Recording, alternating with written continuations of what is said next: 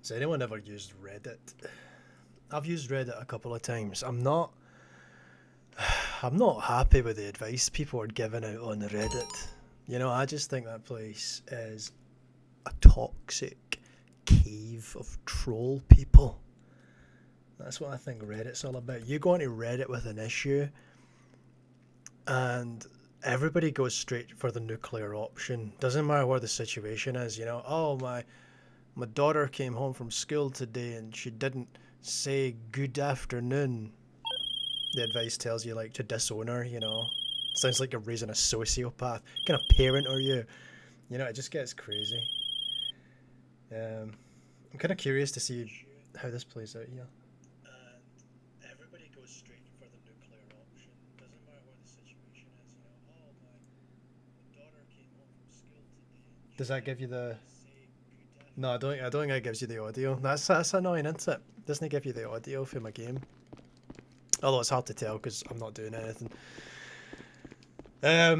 Grand Theft Auto, Rockstar North, right?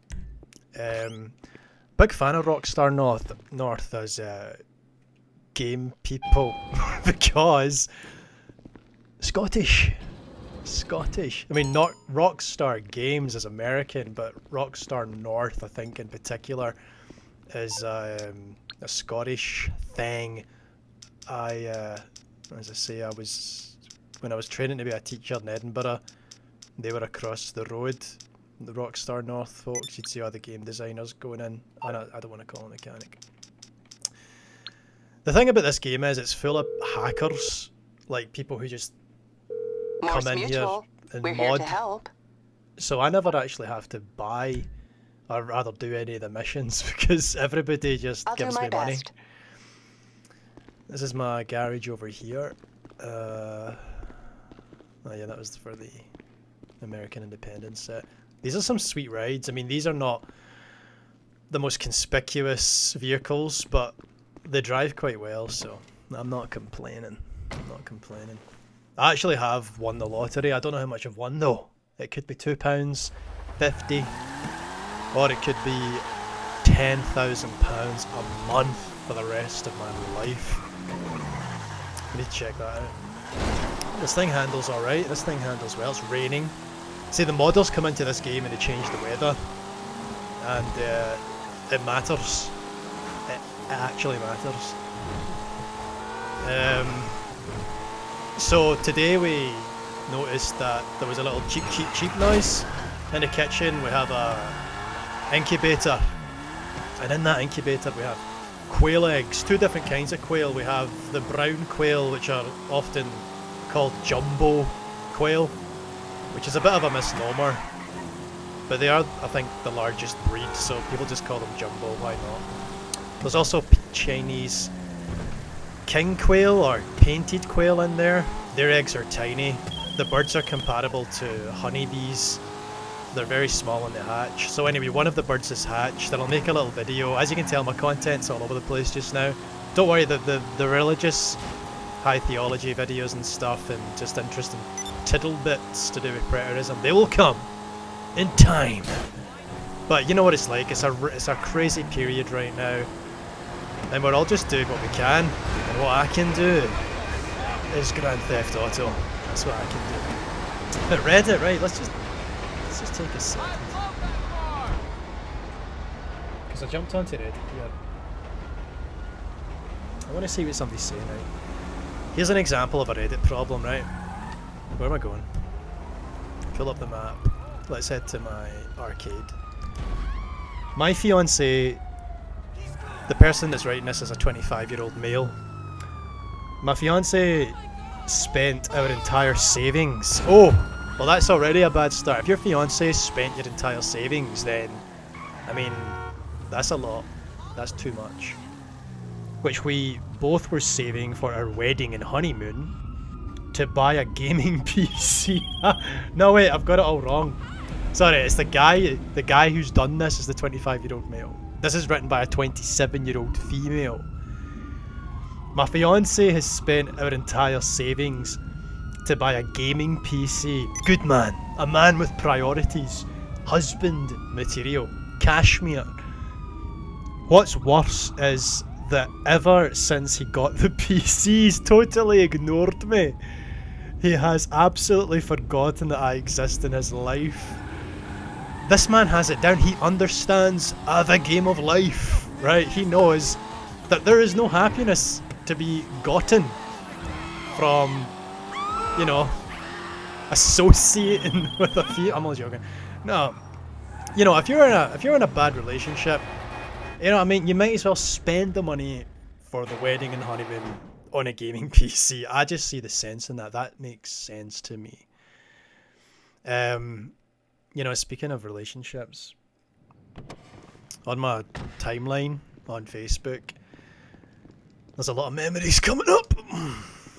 There's a lot of memories coming up of my time in Florida. And man, it was just such a big deal for me, such a happy time for me, because I overcame a lot to get there. And I mean, most of my interactions with people there were just so positive and so good, you know, just so fantastic. I love this car. Look at this car. I designed this thing. Right, that's all me. I designed that. Look at that thing. That's a sweet ride. When I was in America, you see a lot of these cool muscle cars, you know.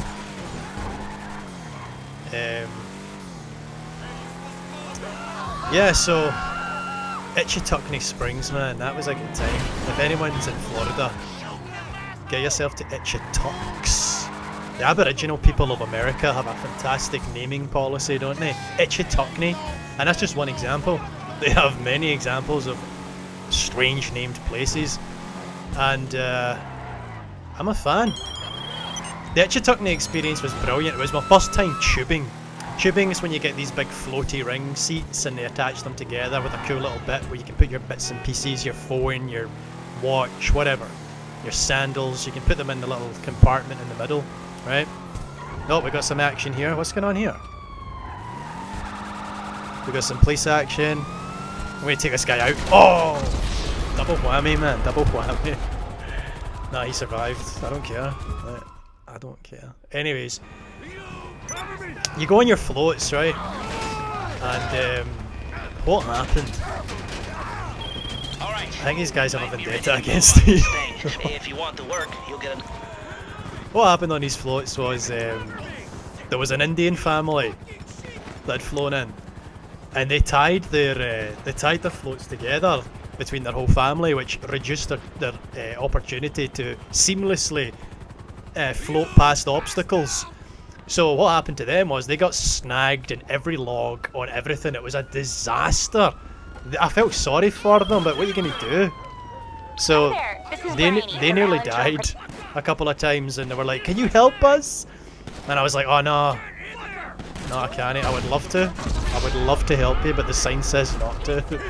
Yeah, you're fine. No, they were alright. There was a wee bit of distress as the guy tried to like get back onto his tube, but he was fine. And we've captured his hat and gave him his hat back later. But they were a disaster. They hit everything on the way down this natural lazy river. And then there was a domestic, like a full lovers quarrel going on. Like this couple had gotten onto this was like a Reddit post in real life. This couple got onto the tubing, right, at Shootin Springs, and decided, I don't know who it was, I don't know if the guy decided, I think it was the guy decided to do this, right? Hashing it all out. All of our issues were stuck on a float on a river. There's nowhere to go. We need to discuss the issue. And I'm like, I don't want to listen to this, man. This is a beautiful, serene place. I know I'm hearing this guy like, I just feel like Vanellope, I don't feel like you're listening to me with your heart. And James told me that you're taking our savings and thinking of buying a gaming computer. Anyway, I was like, I'm not into this. So I just started swimming, like, with my lower body in the tube. I used my arms and I just hauled ass. I just got out of there, like I just swam us out of there like a jet engine. And eventually, Indian families and lovers' quarrels aside, man, there was true serenity, right? I achieved enlightenment. And it was a great time, man.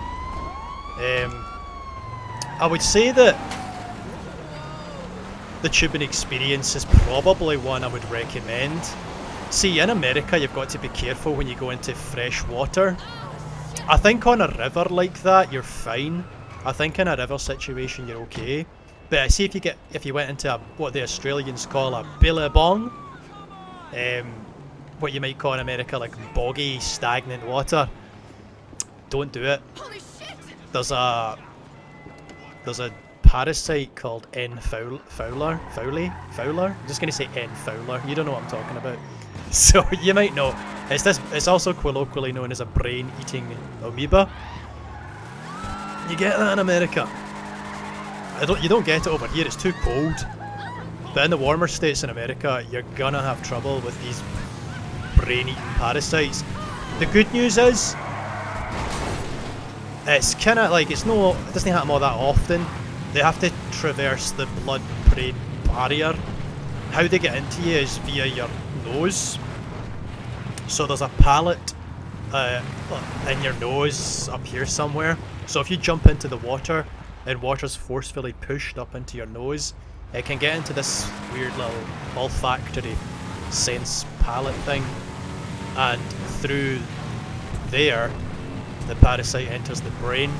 Now you can get yourself on a strong course of drugs to try and treat this thing, but man, you're talking like 80% of the time it's a bad time. People don't really come back from that one. So my advice to you is don't put brain-eating amoeba into your head. I mean, you'd probably, if you're looking to lose weight, it might help on that front, but I wouldn't do it because there's better ways to lose weight. You can cut out carbs, carbohydrates. Now, I've not really been doing that recently. I have been indulging in all the carbohydrates, let me tell you. But I've also been working out, and I've noticed that I've put on some muscle mass, and it's not actually that big a deal. Like, I'm following a lot of different, not a lot, a couple of different health guys, fitness people. My friend's a personal trainer too. Actually, I might link into her face. She's making a YouTube channel that may be worth subscribing to, especially if you're a lady, because she's kind of focusing in on the ladies. Like, she's done well. She's just had a baby and she's lost all the weight and she's basically got a six-pack. She's a strong woman, like, and that's a lot of it's to do with your own attitude, and that's what she wants to kind of focus on too, is attitude. When it comes to health and fitness, it really is about attitude, because you've got to be able to sit there hungry sometimes, you know, and feel a sense of fulfillment, because what you'll find is when your diet goes to shit, the reason it's done that is because maybe you've got a wee feeling of malcontent.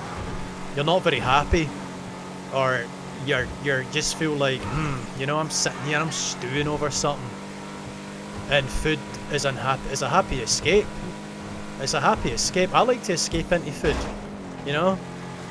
What do I like to escape into? Well, you know what? I tend to buy healthy food, but see if I see unhealthy food just sitting there, I can talk myself into it, especially if I'm working out. Because you can count the calories sometimes and think, oh, I can get away with that. For example, today I probably consumed 2,100 calories. But to be honest, that's even a bit much for me. I mean, everybody has a sort of natural amount of calories that will burn, a sort of homeostasis, right? They're going to burn calories, just their normal metabolic rate. However, I tend to find that my metabolic rate it's not very demanding. I don't need to eat that much food to sustain myself. I'm a solid 15 pounds more than I need to be. I'm technically about 10 pounds overweight. But you wouldn't really, I mean, you might think so just now, but you wouldn't really think so if we were having a conversation in person. I love flying. Microsoft is releasing this amazing simulator, Microsoft Flight Simulator, and it's going to use all the like Google Maps, all the satellite imagery, and it's going to, like, you play it online and everything's perfect. And I just wonder how realistic the controls are, because I'm really into flying. that was another thing about going to America for me. It was a big deal because I had all these recurring dreams about just plane disasters and stuff like this, you know. And then eventually I decided I'm going to get into planes and it's going to get me over this. And I think a lot of people do that. I know a lot of celebrities who got into flying because they had a fear of flying. Let's see. Consider this for a moment. Hard-working American taxpayers only got a one-time $1,200 check. Churches which pay no taxes received billions in forgivable PPP loans. It is time for we the people to demand that churches pay their fair share. They want the perks, pay up. So a lot of atheists, and I'm sure there might be some theists as well, think that churches in America, man, you better start paying taxes. I actually don't think they should. I mean, I saw people donating their money to the church, right? And you might think to yourself, well, that's bull crap, because those churches are just taking that money and doing with it whatever they will, you know what I mean? Buying private jets like I'm flying here. But you've got to realise the reason I'm flying this private jet is because you wouldn't want me on coach, would you? With the demons getting on. I just feel like, you know, there are churches that are quite exploitative who, you know, have these religious leaders that don't really seem like upstanding people. Kenneth Copeland, I'm sure, is a complicated character, but his image isn't very clean. He's a man of a sort of murky image. He looks like a reptile. You ever seen Star Trek Nemesis? Oh no, somebody's locked a rocket onto me. That's alright, they didn't shoot it. You ever seen Star Trek Nemesis, where the Captain Jean-Luc Picard comes across an alien race who stretch the skin on their faces back? That's what Kenneth Copeland is. He's that guy. And you look at him and you think, oh my goodness, like, that is a fierce demeanour, sir. That is a fierce demeanour. You look like Palpatine, you look like a demon man, and you run a big church. He's a pilot too, he's a trained pilot actually. I learned that in an interview with him and Pat Robinson. Right, characters like that make you think, what's this all about? But take the Mormon church. Take a Mormon church, man. Right? I may speak to these Mormons, and they tell me that they don't take any money whatsoever in terms of, you know, an income for their for the preachers, the ministers, all the rest of it. They don't get any money. In fact, becoming a preacher in their church is not a financially sound move, because you're gonna lose out. A lot of these people were like prominent surgeons and like prominent business leaders, and they dedicate their time instead to the church to become like an apostle of the church and stuff, which I think is pretty cool, you know, if you're going to do it that way. The only person that gets a cut of the money in Mormonism is the full-time educators, and they've got proper teaching degrees and things, and then they have to you know, make a living, so they get a little bit of the cream of the crop, you know what I mean? They get a little bit of something to tide themselves over, and I think that's totally fine, man. I think that's totally cool. So that's the way it breaks down for them, and I've got no problem with that. And you've got to remember as well, like, a lot of that money's gonna go to charitable ends. I couldn't tell you anything charitable to do off the top of my head, but we all know that these places give to charity. Churches do charitable deeds, they build schools, they go on missions, and certainly there's an agenda, and often you'll hear of a snarky commentary from an atheist that says, hey man, that's pure BS, just going out there and preaching your twisted word. That's child abuse, man. It's like, right, okay, thank you. Is that right? But at the same time, this is the only way these people are getting an education. That's how education started. And throughout Scotland, in any case, the schools were erected by, forget the guy's name now, but he went about and opened them up because he thought primarily school should be for learning about the Bible. That's why literacy was important, that you might read the Word of God. And, well, you know, the Word of God is Jesus Christ, but you know what they would say back in the day, you know what they would say. So, cool, right? Schools, education, and erecting schools in these countries that don't have the infrastructure and the government stability to get these kinds of things in place. I mean, that's so cool, you know? I like that little track that plays when you fly your plane up here. These mountains are haunted. These are some haunted mountains. I had a nice little conversation with Reverend Bill McDonald the other day there. Gave me an hour and a half of his time. And he revealed something to me that I'm going to reveal to you. See these tarot card readers? See these people that read your fortunes and stuff? He says, let me tell you something. 95% of these people are just crazies. They don't have a clue, they don't know what they're doing. But he says, I'll tell you this. See the ones that do know what they're doing? They don't use the cards. You know what I mean? They don't use the cards at all. They read the person. They can tell what's going on with that person. They read the person. The cards are just there for show, because that makes it seem like, oh, this person's, you know, really honed in, or it lets the participant think, oh, look, they're reading these cards and stuff. It works, right? It just works as a gimmick, but they're not really reading the cards, they're reading the person, right? And you might think to yourself, well, that all sounds like nonsense to me, what are you talking about? But the way he said it was like this. He gave a wee bit of a kind of like a cool little tidbit, a cool little thought to add on to all this. He said, look, the reason this can happen, I might be paraphrasing here, is because there is one consciousness. That was the interesting thing I found in my brother's notes, my older brother's notes, as I'm reading through them, transcribing them for this novel.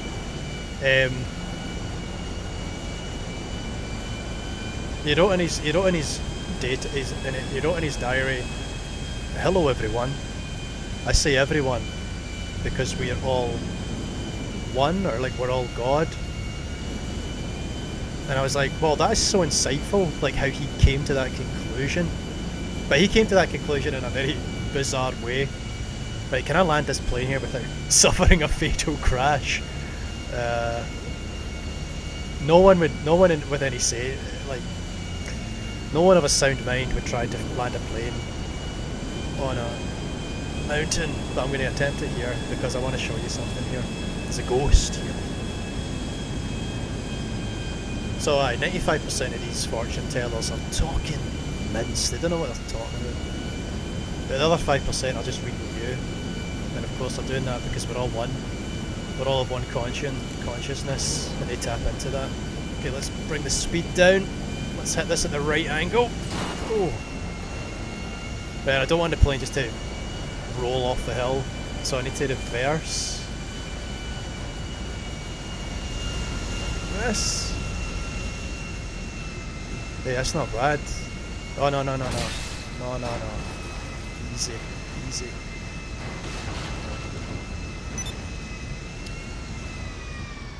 Right. So yeah, should we defund churches? No, should we tax churches? I don't think so, man. I don't think so. We get taxed enough. The churches are there. We're just putting more money into the product. You know what I mean? At the end of the day, for the good works. And that's taking. I mean, I know the atheists are coming for. I think the atheists are coming for a place of bitterness, because they're just saying, oh, they have to pay their tax too.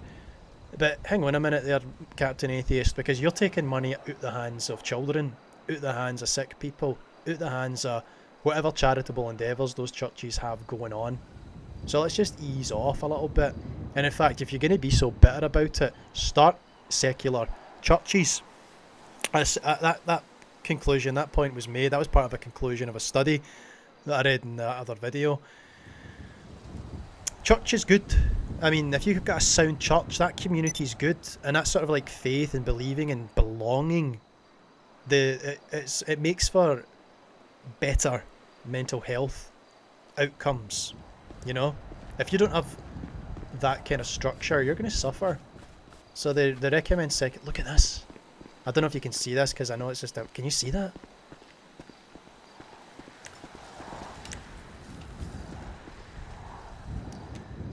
It's a ghost. Now, legend has it that a producer came out here to make films, and he came up here with his partner, and you can see there's blood on the rock here, and he ended up killing her. Killed her.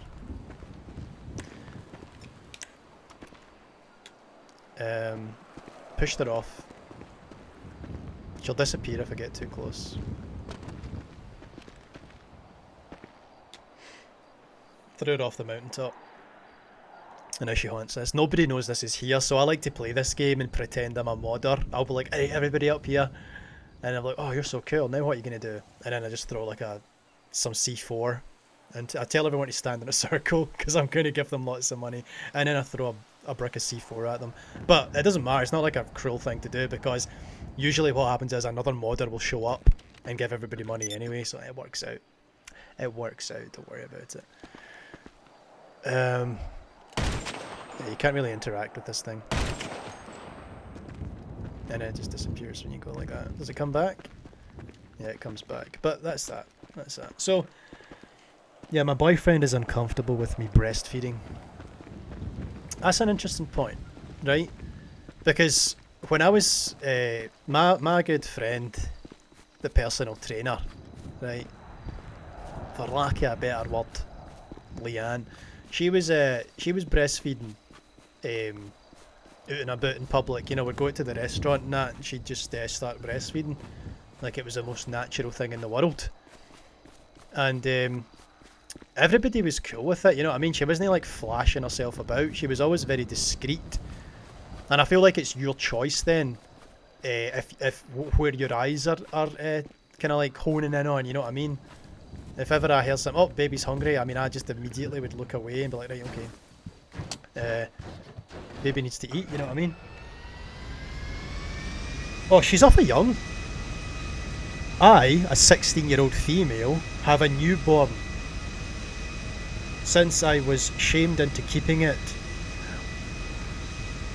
What? You don't put that, don't say that. Don't put that online. I have a newborn since I was shamed into keeping it. Happy birthday to you. That's right, your mama was on the internet and it just said she was shamed into keeping you.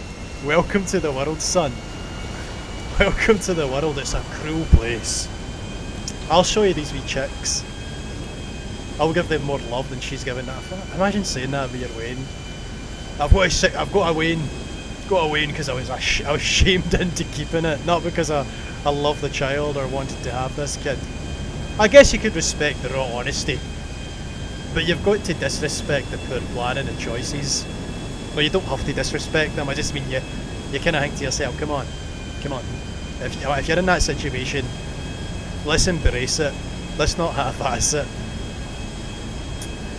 My boyfriend, who I have been with for about 3 years, called me on FaceTime yesterday when I was feeding, and when he saw it, he asked why I was breastfeeding when I can buy formula.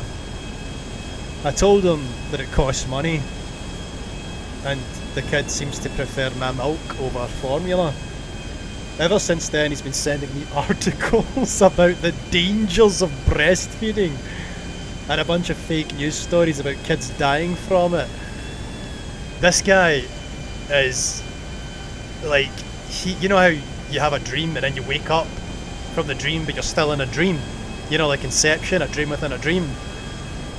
Well, this guy has woken up within consciousness, right? He has woken up, and then he's woken up through his woken upness to come to the conclusion that breast milk kills kids. Wow, man. Wow. That's the kind of intellect that impregnates a 16-year-old girl. Hey honey, you're gonna have to take the kid off the breast milk. It kills the wean. Kills them. How do I have to explain this to you? You dense bitch, you know? Don't you know? It's like, what a champion. What a champion of the male race. He hasn't spoken to me since I told him I wasn't quitting. What should I do?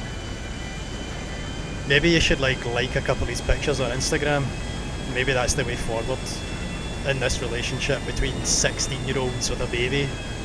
Look, I'm not saying it's unnatural. I'm pretty sure back in the day 16-year-old was a fairly conservative year to bring up a child, but you know, this is future times. This is the future times where you can wait until maybe you're 25. I'm not saying you've got to wait to have a kid. Look, age is just a number. You can be the most mature person in the world. No, you can't be the most mature person in the world, but you can be a mature person at 14 years old, let's say, for example. Like back in my school, 14-year-old girl got pregnant, right? I'm not saying that was a mature decision. I'm not saying she was mature, but maybe throughout the process of pregnancy, she kind of gained some perspective on things. I don't think that happened for her either, but I'm pretty sure that she's doing alright for herself today. I don't actually know if that's true either. I don't know, but she might be dead. What I'm saying is, the world is an interesting place, right? Lots of different colours, lots of different shades of grey, right? And it's all about discernment. Did that make sense? Was that a good point? Let's move past the breastfeeding question because it's just upsetting me. It's just upsetting me. In the Ask Men Over 30 category, we have the title, When Someone Calls You Buddy. What's wrong with somebody calling you buddy? I, a 30-year-old male, have a new boss at work who's in his mid-30s. I like him. He's easygoing and he's intelligent. However, he calls me buddy, and for some reason it really triggers me. Oh no, I know what he's talking about. I know what he's talking about. That would be annoying. Because that's kind of like condescending, isn't it? Hey buddy, hey bud. Hey bud, how you doing buddy? You know what I mean? It's kind of thing you'd say to your Labrador. Aye, that would get on my titties. that would annoy me. A smidgen to the left. That would annoy me. Vaguely condescending, he says. Yes, that is vaguely condescending. Oh, here's an interesting question. Quite a mature question, actually. An interesting one. Parents of bullies, when did you realise your child was a bully, and how did you react? What is going on with my plane? I'm not touching anything. Oh I'm gonna crash. Wait, what's happening?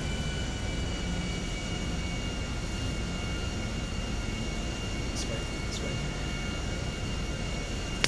See, people are too precious about their children. What is going on?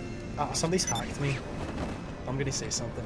Have I been victim of a molestation? Right, so when I was in the classroom, there was this one lass. In fact, there was 3 lassies that were quite snarky. I'm talking about 8-year-old children. There was 3 of them that were quite bitchy.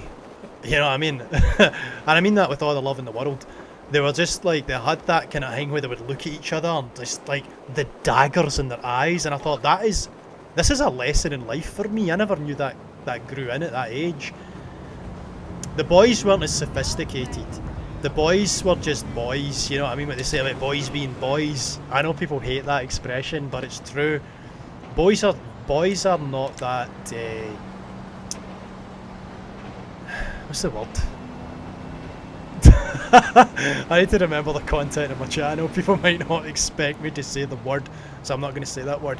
But boys are not quite as, let's just say bitchy, right? Boys are not quite as bitchy. They can be.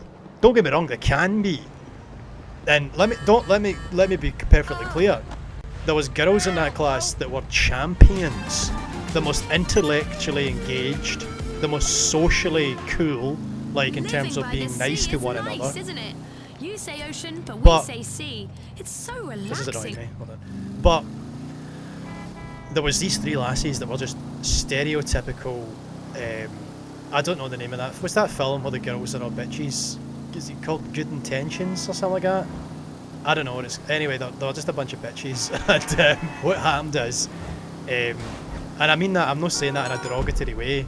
I mean that in a respectful way. And what would happen is they would like go into the toilets and attack each other and stuff like that. And I'm like, no, here, can't be having that. But they were just as bad as each other. That's not really an example of bullying.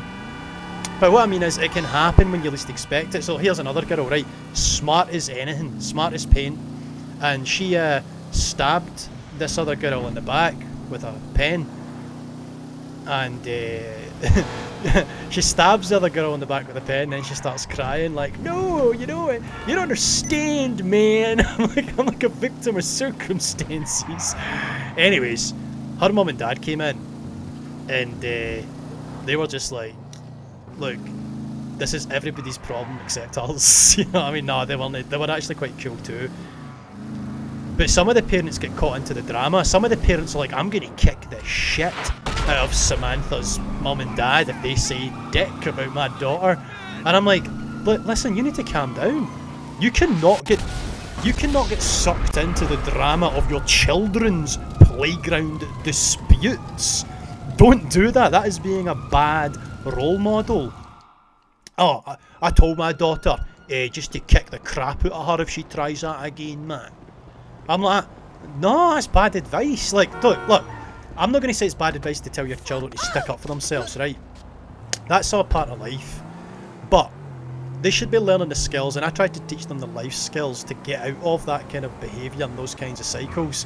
So I would do little role plays with them about how to handle a bully and all the rest of it. But I mean, truth be told, no, bullying isn't really an issue in schools today. Well, when I'm the teacher, it's not an issue, because I don't have a stomach for bullying. You know what I mean? And what I hated about school was the teachers never noticed bullying. Like, the teachers never noticed it, man. You know what I mean? Like, or they didn't do anything to address it. Do you remember that person in your primary school? What would you call it? Elementary school. Do you remember that person that always get picked on? And maybe you hated them too, but it wasn't quite right. You feel like that wasn't quite right. Well, I don't understand what that went on for years. There was a boy in our class and everybody talked crap about him. He never got the time of day. It was despicable what that boy had to go through. I mean, he might have been a wee pain in the arse, but he didn't deserve that. So when I look up at the class and I see examples of people acting like just absolute nuisances, I call them out on it. I bring us all up. I get the kids sitting down and I say, "Listen," this is what I say to them one day. I said, "Listen, have a look round about the class, right? Look at the person to your left. Look at the person to your right. That's your family." "No, it's not. We're not family." I said, "Shut your fucking mouth." I didn't say that. I said, "Listen, you are. When you're in my class, you're family." And they're like, "Oh, I see what you're saying, Mr. Taylor." I said, "Yeah, good. You should, because listen, when you're in this class, you have to work for each other. This class is as weak as its most disruptive pupil, right? And if you don't all raise the bar, then the bar is lowered for everyone in here. When I see any unkindness in this class, the whole class looks unkind to me. When I see good stuff in this class, the class looks really good to me, and that's when the rewards will come." And they're like, "I see what you're saying, sir. I see what you're saying." So that's the way I played it. You know, I'm real with my class. I know they're just 8-year-old kids. I don't swear at them, but I'm real with them, and they respect that, man. They respect that. I've got kids that come up to me for other classes, like other classes in the school, you know what I mean? They're like, oh, can we come into your class because you're the best person that's ever existed? And I'm just like, well, of course that's true, right? Of course that's true, but you can go in and help. No, that's not the way it goes. I'm definitely not. I'm not the best teacher in the world by a long shot. I've got a lot to learn, let me tell you. But in terms of the social aspect, like the rapport, like getting down to like the brass tacks of like relationship and what it means to be an adult and a role model, and what it means even for these kids to be part of a class and stuff, like all that I've got down. And the parents got that too, man. They gave me a huge card, and I haven't had the heart to open it. I just felt like I can't open this card, man.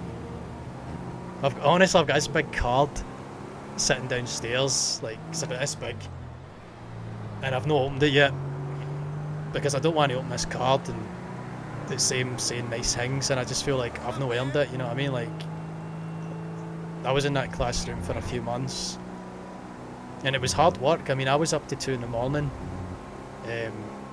making lessons and all the rest of it, going in, spending, literally at this point, thousands of pounds on a primary school teacher's salary, you know what I mean? I didn't save money.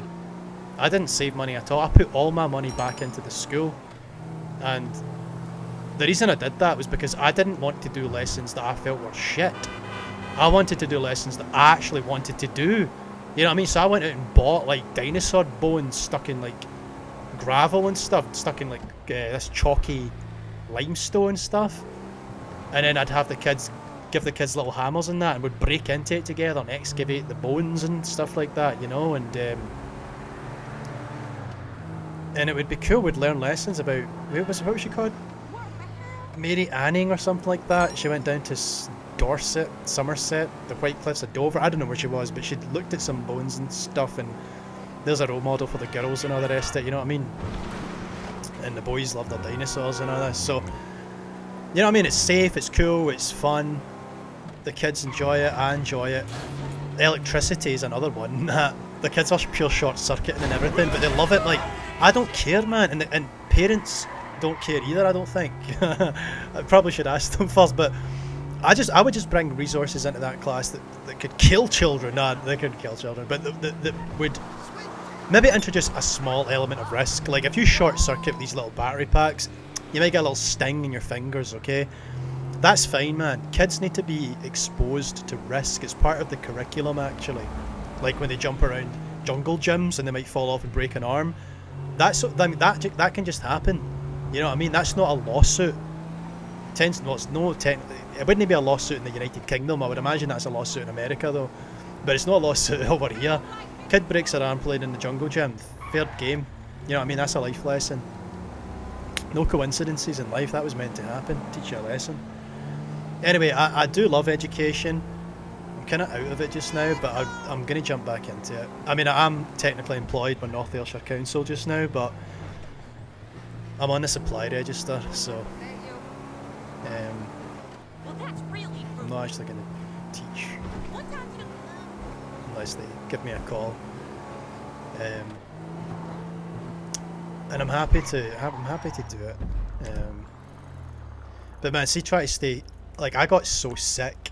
Those kids are just like walking petri dishes. Like, I got so sick. I've never been so sick and went to work in my life. Because the kids are like, Mr. Taylor, like right in your face. Like, I'm talking about like your eyeballs have their spittle. Like, their spittle goes into your eyes. You're like, hi, can I help you? What's the problem, Sam? So basically, you're going to catch everything that these kids bring in. I mean, these kids bring in diseases I've never heard of before. Like, oh, the kid's got slap cheek. I'm like, are they playing a game where they go about slapping your cheek and that? I think I've seen that one where they record it on social media. And they're like, no, slap cheek's the name of a disease. I'm like, what are you talking? What is slap cheek? I'm just like, what are these kids catching? And should I be concerned? So you're gonna get sick as a teacher. There's no two ways around about it. You're gonna get sick. There was a lassie on the course that got double lumbar pneumonia half of these kids, you know what I mean, man? That was a tricky situation to navigate. I don't know, I mean, I can get sick. I've never got like pneumonia or anything like that, but I think it's probably good for your immune system in the long run, right? But it's a dirty job. It's a dirty job. You're gonna get sick. Kids are grimy. But as I say, I love it. I love the report. Like on my wall up there, I've got lots of little hearts and stuff. Like, there's nothing better than just a wee angel, you know, fresh from heaven, just coming out and saying, you know, I love you. You're like, get out of town, get out of town. You're just saying that. You're just saying that. Remember, one of the kids was dead funny. She was like, Mr. Taylor, I want to marry you. And I'm like, oh, haha, no. And she's like, yeah. I'm like, I think that'd be a wee bit weird. Hen, I think that'd be a wee bit weird. She's like, no, I want to marry you as a child. And I'm like, I am just happy I'm not the only adult in the room right now because I am uncomfortable with this whole scenario. And that's how I actually talk to the kids. Like, I just talk to them like I'm in my own wee world. But I think that's good. Like, I talk to them like they're wee adults, you know what I mean? I'll give them sass, they'll give me sass. And I think it's good for their social skills as well. I don't go, hello children, today, like, I don't do that. Like, I don't act like a weird, like I'm Barney the dinosaur. I just talk to them like their mum and dads are going to talk to them. And it's good. I mean, there's a good deal of respect that goes with that. You've got to be careful not to get too overly familiar with the kids though. You don't want to be seen as like a children's entertainer. I made that mistake before. Like, the kids come running up to you and they just think you're like a Barney the dinosaur character, you know. That's not very good because they'll take liberties with you. Then they'll treat you like a parent instead of a teacher, and it's not the worst thing in the world, but it is depending on the kind of parent they see you as. And if you're a guy in a school as well, that's quite different, so there's a bit of novelty there. You can use that to be a bit more assertive with the children. But I tend to I like my kind of like happy-go-lucky, enthusiastic personality to come out. But I've noticed some other teachers very skillfully. Ow! I've got a nasty. Oh, what happened here? Oh! I must have skinned myself there. You don't want him to see he's like a cool uncle. You want him to be seen as like a stern, just kind of stern, I don't know, grandfather. In the classroom environment. But it depends. Your approach needs to change for everybody. There's not one size fits all. So one of my friends added me to a Facebook group for the transgender people. Didn't know how to take that. No, it was like it's a Facebook group for people. It's supposed to be like this inclusive group, right? And obviously she sees me as that kind of type of person, and I'm not the type of person that goes out my way to offend people. That's not true. Like if you like on Twitter, I am that type of person. No, I'm going to delete my Twitter. Actually, I'm going to get rid of Twitter. I've only been using it just to extract the urine, so I'm just going to get rid of it and then make another account that's not as inflammatory. But you know, it's all good-natured stuff. Anyways, what was I saying? Forget what I was saying. Social media. Oh yeah, like one of the parents was trying to invite. See parents' evening. That is a situation and a half. Like, there was a transgender. I was talking about the transgenders. There was a transgender guy, an American, who invited me round to his place. He wanted me to come and cook with him. He extended him an invitation. I mean, I would be happy to take that invitation up. He seemed like a really cool guy. He's into film and stuff. I would do it, except for the fact that it's unprofessional. And I haven't done it since. But he seemed like a really, really cool guy. Like, honestly, like I would but still a bit just like different. You know what I mean? He was obviously going through the change to become a woman. And you got to imagine, you know, that would be a situation for the daughter. I've got that car. I don't want to win that. Hopefully I can win it though. I can always sell it for $1 million. Let's spin this thing. I'll check my lottery results live, so that if I've won... What does it say? What? I've not spun this today. Alright. Let's see, come on. Wheel of Fortune, what have I got? Imagine a place you and your friends can go for some private action. Purchase a penthouse and start 10,000 RP. Hey, that was good. Yes, I'll take that. Yes. This is my trucker hat. I wear this hat here. I had another one. I don't know what happened to it. I had a kind of more brown one. It's gone. But I just got it because I had a W in the head, and my name's William, so that just worked. A little bit of serendipitous situation. The reason this car's hot pink is because apparently that was my gang colours. I never heard any saying that. This is quite a cool muscle car actually. I can do the yellow. Right, let's take this bad boy back to the arcade. So, transgenderism. There was a lassie in the transgender group actually. In fact, Dwayne Johnson, The Rock, put a video out recently. He does this show called Titans. It's kind of like Ninja Warrior, except it's got these little vignettes where it talks about the people's past and how they've overcome adversity. And one of them was this guy, like big, kind of like athletic model type guy. You know, he's 5 o'clock shadow, big developed delts and lats and all the rest of it. And I was like, it seems like a man's man. A man's man. And then he just takes this twist. He's like, yeah, so I was born a woman. And he showed you this footage of him like dribbling a ball, playing basketball for his college and that as a woman.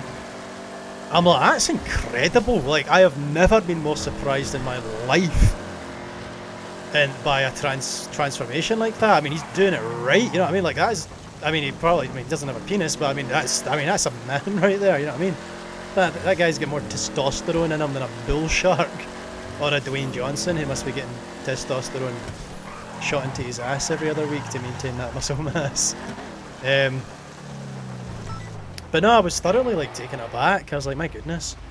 And I don't mind, man. Like, if people, I would rather people find natural remedies to these things, because what happens if we live in a world without the technology that it presently has, right? What if we live in a world in the future where we just cannot sustain technology for whatever reason, right?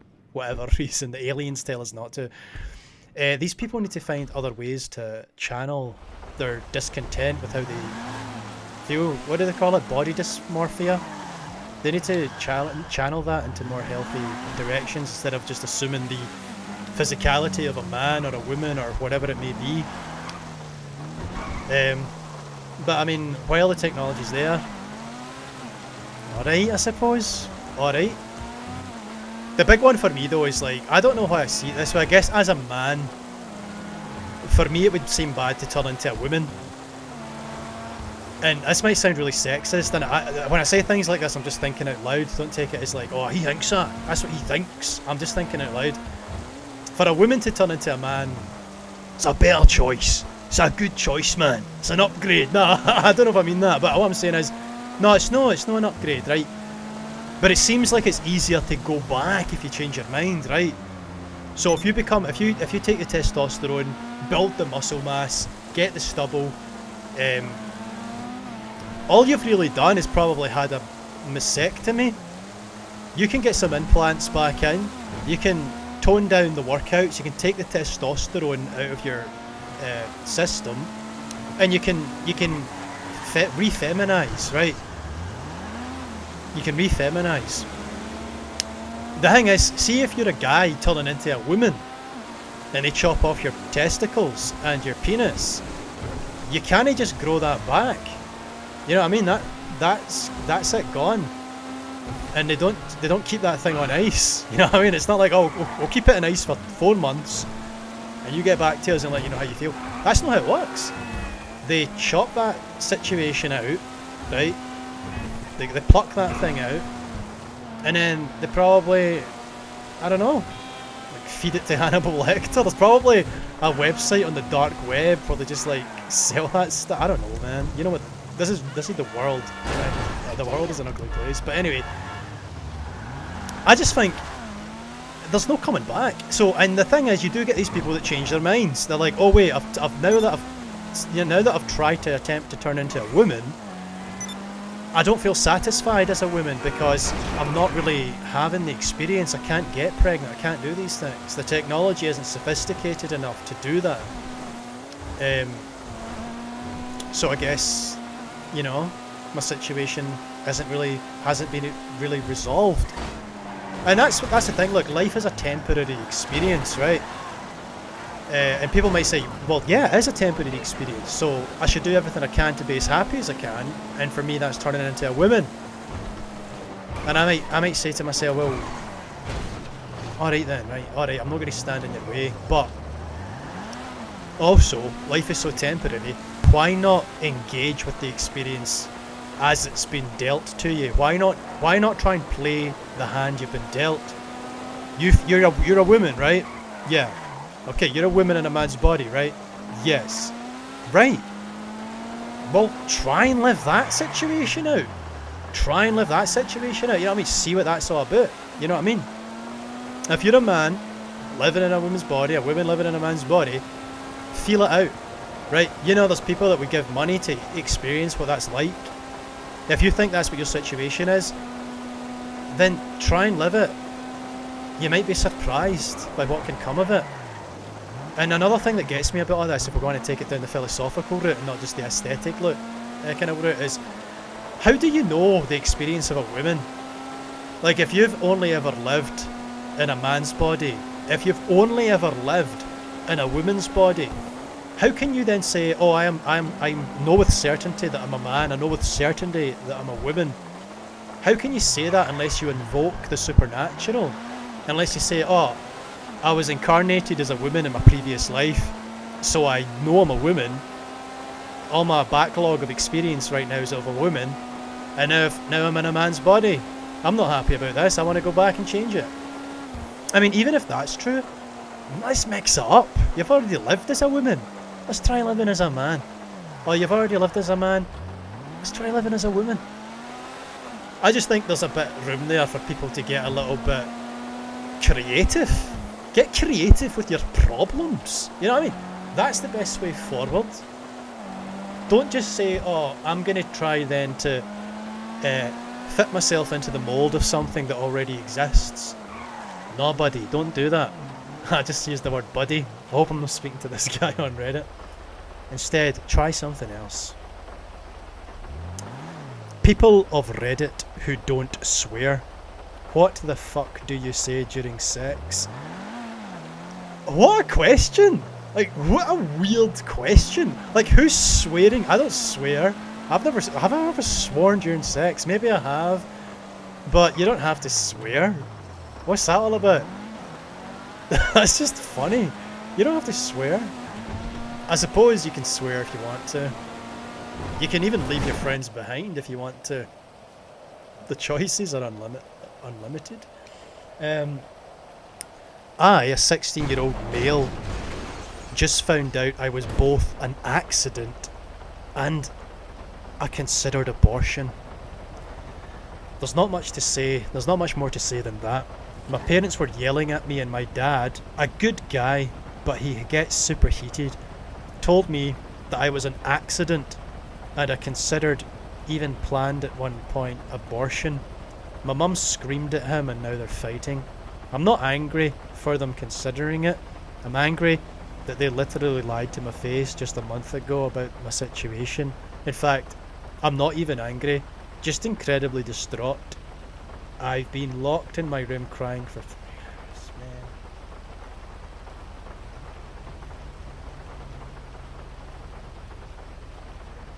Moderators have taken it away. I was going to message that guy. That's some bullshit right there. People say mean things to kids, but the thing is, kids of the world, we're all kids, right? We've all been kids, we're all children of God. You need to realise we're all human beings. Your mum and dad are flawed human beings. My mum and dad, flawed human beings. We romanticise other people. Oh, my girlfriend is just my world, my boyfriend is so cool. That's a story you tell yourself, it's not true. People are flawed. And there's incompatibilities, there's personality differences, even between parents and their children. And it's not always going to be happy. People are going to say things they don't mean. People are going to say terrible things. That's why the spirit of forgiveness is so important. And that's why I'm glad that, far, far too late, that these people on the political left have actually started to consider the threat of cancel culture and how it's going to impede civil discourse and just the exchange of ideas in a respectful manner. For example, was it the Harper? Was it in a Harper magazine? There was a letter that was signed by all these academics and writers and things because they feel like, wait a minute, this has gone too far. There's an expression of left-wing politics that's highly censorious and is awful. Now, the kickback comes from people saying, oh, it's not cancel culture, it's just people dealing with the consequences of their actions. And I'm like, mate, if the consequences for your actions are like you don't get to work anymore, that's a bit intense. I mean, if I was to take you out back and murder your family and shoot you in the skull, was that you just getting the consequences of your actions? You know what I mean? It's like, no. Clearly that was a step too far. The reaction was not what's that word? Concomitant. It was not concomitant with the actual activity. It wasn't a measured response, and that's what we're dealing with now in the left. For example, there was an academic, there was a clerical worker in a university, and he sent this email to a member of staff, and one of the words changed to something like cookie, like I don't know, like she was a woman with dark skin, and I think the word brownie found its way into the email. I don't know the circumstances, but it was innocent. It looked like an innocent mistake. And that guy lost his job over just like Microsoft Word making a mistake. He lost his livelihood because it's like, that was clearly racism, man. Burn it to the ground. I'm like, come off it, man. We need to stop being so precious. I don't know, man. I just feel like that kind of thing needs to be addressed, and I'm glad that there's people on the left actually stepping up and saying something. They're not saying it hard enough, they're not saying it quite right, and you know what I mean, they built it, they fastened, they made the situation, right? They fabricated, they pulled all these rotten pieces together and made this consuming zombie horde, and now they're like, maybe that wasn't a good idea. But the thing is, the way they framed it was, you know, this behaviour that the political right have produced, we shouldn't be taking a part of it. I'm like, what are you talking about? The political right is a sanctuary for left-wing people with moderate opinions these days. The right-wing have not produced this at all. The right-wing have been consistently open-armed. And only when pressed into a corner do you see them act out. And of course, there's going to be expressions of the right on the extreme that are fascist and sort of, you know, the ethno-nationalists, the racists, the KKK, whatever. They're a very small minority of people. Sure, they're going to be censorious and all the rest of it, as Carl Benjamin pointed out. But the thing is, most people on the right, happy to have the talk. Happy to have the chat. It's the people on the left with, you know what I hate? see that constant screaming that they do, where they repeat something over and over. Like, you're trying to talk about an idea and they're all in your face screaming, you know, like, it's just like a mantra. They get locked into this rabid, foaming at the mouth, screeching. I hate that. Nothing, I mean, they do it, I think, to incite. And it's very like, it's important that you recognise this. Don't let them get you angry. You're gonna imagine scenarios where you just pull out a peacemaker and sort of give them a few cc's of lead to the temple, but I mean, all that comes from a bad place. Don't do it, because that you're being possessed by the same monster that's possessed them. It's just like two demons getting busy with each other. If you do that, don't do that. Instead, just watch. Look at the demon inside them. Look at the psychosis that's overtaken them, as if you've discovered a new kind of plant. A toxic plant, a plant you're not supposed to eat, a plant you're not supposed to inhale the spores of because they're carcinogenic. Instead, just regard it. Look at it like a strange sculpture, and then walk away. Just leave it to exhaust itself. Don't get riled in. Don't do it. That's their game. That's the game they're playing. Like, I've been racing this car around for far too long. I want a different car. And then I'm going to try some different aircraft. Let's get the Tesseract in. Man, I love that Dodge Challenger. I used to love the Dodge Chargers, but the Dodge Challenger just looks amazing. I saw it in America a few times on the road. On the way to Itchatukney. On the way to Itchatucks.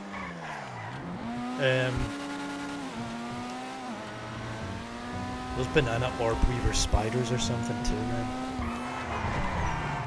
The guy's got some crazy arachnids.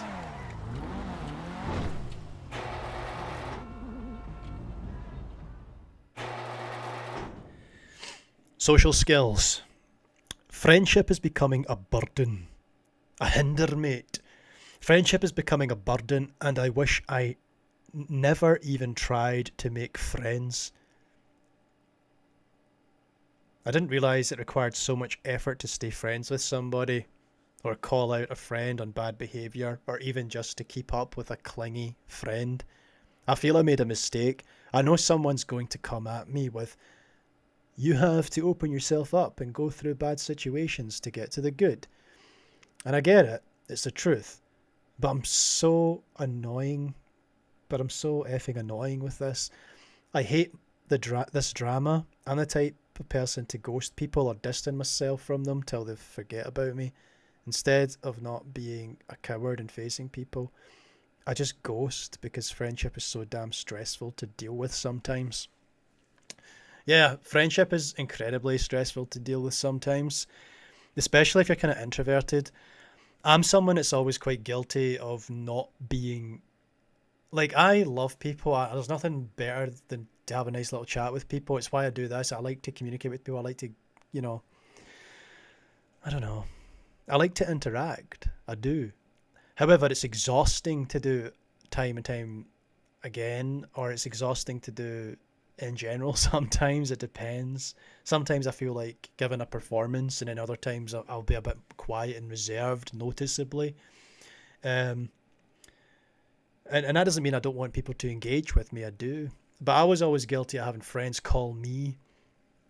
I don't remember if this happened, if a parent said it to me, or if my friend called me out on it. But they were always the one calling me. I should actually make the effort and have the initiative to call them. And yeah, I just always found that difficult. I guess I don't know if it's related to self-esteem issues too. Like, why would someone want to speak to me or something like that? Why should I feel like I should take up their time? Because if they called me on that, I wouldn't have anything to say, right? So if I called someone up and I was like, "Oh, hey buddy, how about we chat?" And they're like, "No." I'd be like, "Can I argue with you?" That sounds good to me too. Let's not bother. I guess when I was in my mid-20s, I had friends call You know what I mean? I had a friend call me one time, and it was the most depressing phone call I've ever had in my life. We just started talking, like, in your mid-20s. I was in a greenhouse tending tomatoes, and he just wasn't in a happy situation. And I remember when we hung up the call, we got to the bit where we were going to say bye, and we both just lingered on the phone like this. This sucks, man. this things are not going as planned.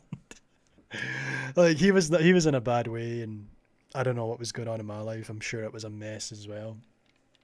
Oh gosh, man. There are stories. I'm writing these stories and these experiences down in this book, and some of the stories, man. I'm gonna whisper this one. So, I went to this acting academy in Glasgow, and I got a part as an extra on a Scottish comedy show. And I didn't really know who these guys were, but they're kind of successful. They're still doing it today. And I remember panicking in one of the scenes, and I'm an extra, and I ruined the shot. Like, I walked right through everybody's performance. And there was a guy called Frankie Boyle on this set, and he's like a big comedian over here. You probably think of him as quite funny. I think he's funnier. I think, like, I have laughed. He's very crass, but the age I was at 20 years old, like 10 years ago, he probably peaked. He was the funniest comedian in the world, I would say. Really? For a 20-year-old, yes, I would say he was the funniest comedian in the world. He's an intelligent man. I don't agree with him on a lot of things today. In fact, he's a man of contradiction. I mean, I don't know how he still is able to do what he does, considering some of the things he was saying. He's very left-wing, but his comedy style necessitates a certain libertarianism that he seems divorced from. He's a strange character. Anyways, he was there, and I thought that was very exciting. And I ruined this shot. I remember I was outside in the cold air. You know, it was so cold filming on set. Like, you could see the breath. Hold on, I can actually pull it up here. What has happened to this machine? This is the problem with maybe my computer, or maybe the net service. I think I'm with TalkTalk over here for internet service. The internet service is just, it's not very good. It's not very good. Like this, no, this is more of this is a processing issue, isn't it? This just seems so slow. Oh yeah. You ever seen Joyride with Paul Walker and Zackiness? Let's see if this works. Hey, candy cane. Candy cane.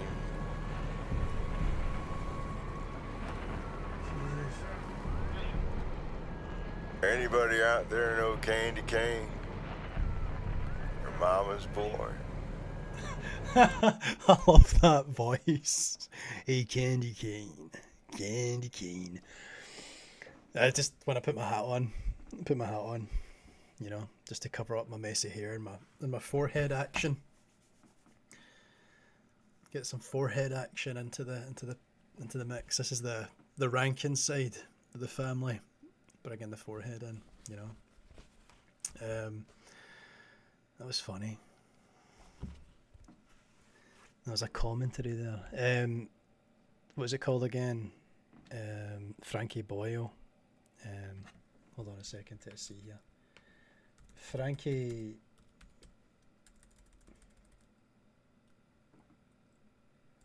Boyle.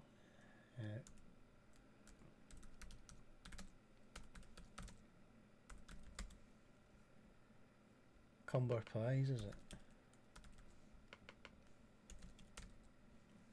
Because you could see the condensation on his in his breath, and I thought, are they going to edit that out? How are they going to go about editing that? And I'm pretty sure they didn't. So this is Frankie Boyle. Hold on, you might even see me in the scene, man. World famous actor. Right, let's see.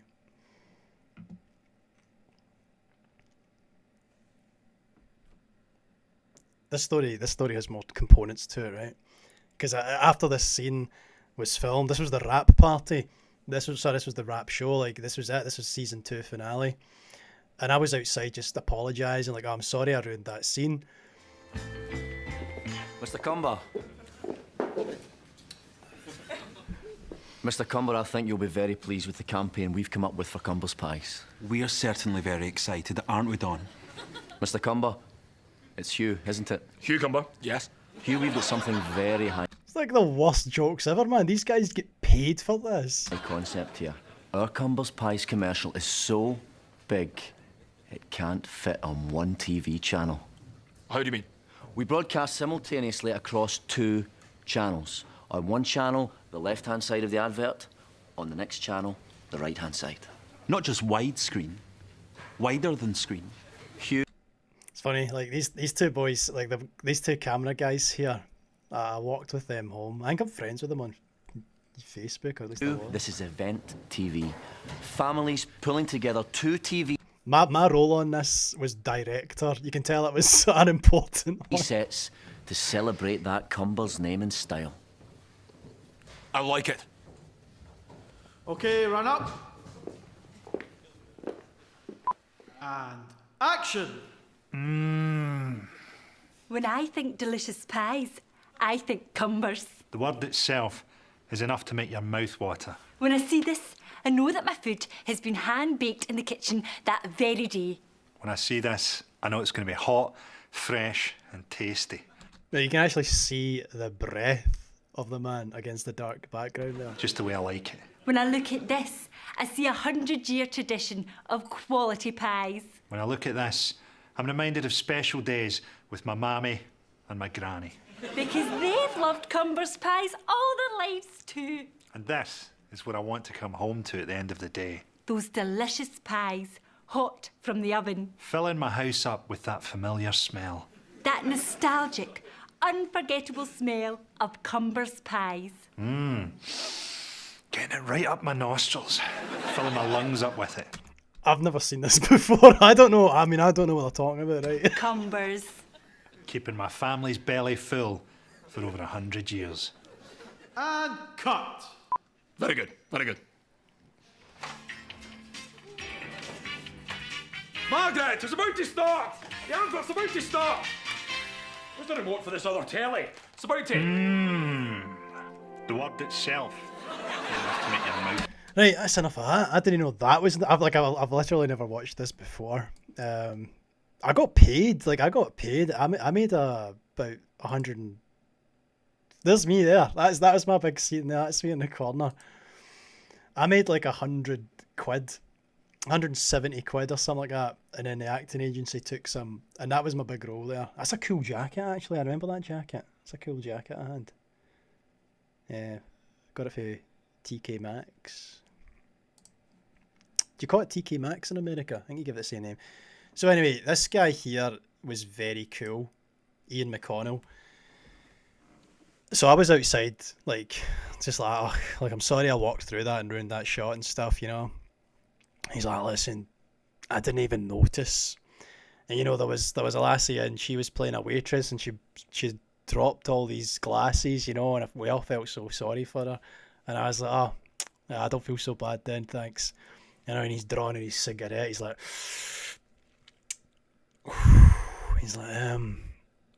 listen, we're going to have a rap party. We're all going to get together. Why don't you come along? Now, this is this guy, big Scottish comedian guy. He's like, why don't you come along to the rap party, son? And I'm like, what? I'm 20 years old. It's my first time, like, on a television set, which was an abandoned warehouse in Maryhill, Glasgow. There was black ice all over. The green room was a broken down bus. It was so, like, man, very Scottish. Anyways, I was like, this is brilliant. I'm going to meet the writers. I'm going to meet the producers. I'm going to meet the executives. I'm going to meet Frankie Boyle's here. I'm going to get going to this rap party. Man, 20 years old. I'm going to be rubbing shoulders with the movers and shakers in the Scottish television industry. Yes. Brilliant. Phone rings. Phone rings. Who is it? Right. Who is it? Well, it's my missus at the time. Liz. She's like, when are you getting into Newcastle? And I was like, oh no. I've got to go to Newcastle. Which is a city in the north of England. I'm not going to make it to this rap party.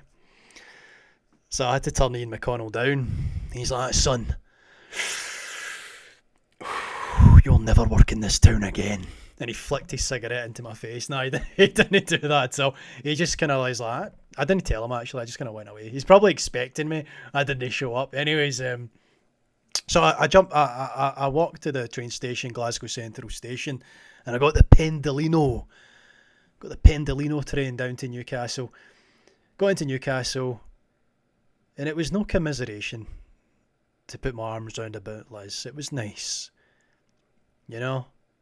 Winter, Christmas market in Newcastle. It was lovely. It was warm.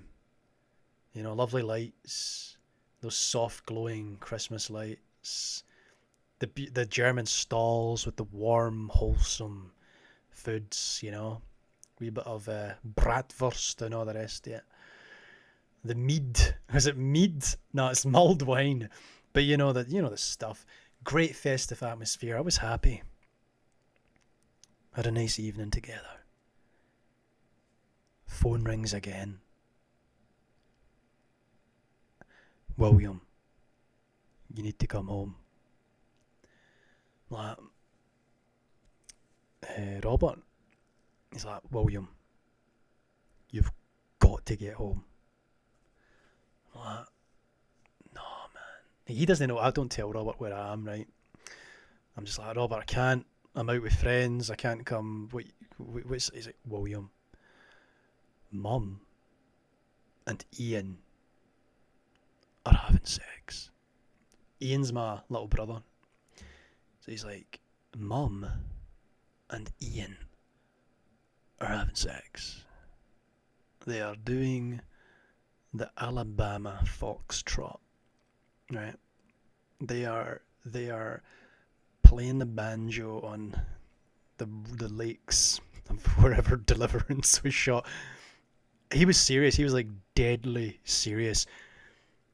And as soon as I heard that, I was just kind of thinking to myself, no. What nonsense, man. I knew that wasn't happening, right? In case you're watching this thinking, really? Like, no, that wasn't the case. I'm like, I don't know how far away Newcastle is from here. It's over 200 miles anyway. I'm like, Robert, that can't be happening, man. He's like, it is. You need to get here. And I knew I had to because what was I going to do? Like, leave my little brother and my mum in the house alone with him when he thinks they're fucking. So I'm like, right, okay, I'll be there in a couple of hours. And it's not cheap to buy a train ticket on Virgin Rail.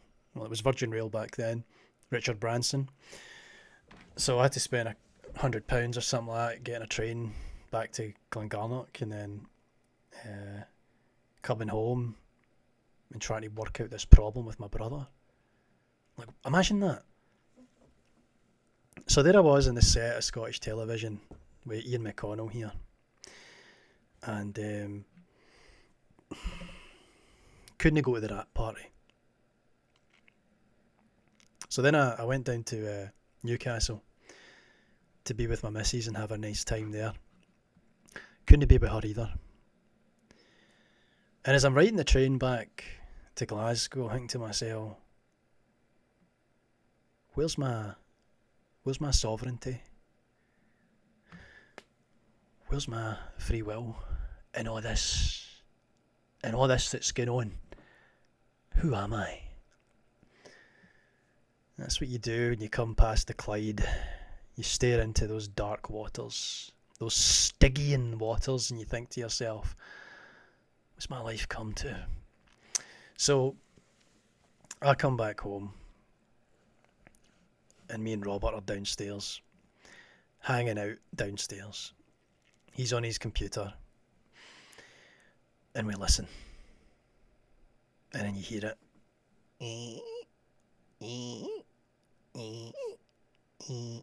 And he's like, they're up there, having an incestual time of it. And I'm like, can he be, man? So I go upstairs, right enough, and just to prove to him, I says, look, no, they're clearly not, right? Mum's in bed, Ian's in his room playing his games, right? And what we do is I go outside, and it's the TV aerial. The TV aerial's hanging down, scraping the wall in the wind. And I had to think to myself, that's some clean circularity right there. That is some clean circularity right there. There I was, first time ever on a television set, feeling happy, feeling contented, feeling overjoyed. Here I am, I'm doing it, right? I want to be creative, I want to do this. There's a television, I'm on a television show, I'm meeting people, I'm invited to the rap party. Didn't happen for me, I didn't get to go to the rap party. Didn't get the romance, the wholesomeness of Newcastle with my missus. Back home again, and there's a broken TV aerial. Broken dreams. Broken dreams. Scene. You know what I mean? I just thought to myself, that'll write, you know what I mean? That'll write, that's a chapter. That's a chapter, right? So I just feel like, I mean, that's the experience of living with mental health, you know what I mean? Mental health issues. It's like, it's a distraction. It can be a heartbreaking thing, you know? It can be tricky.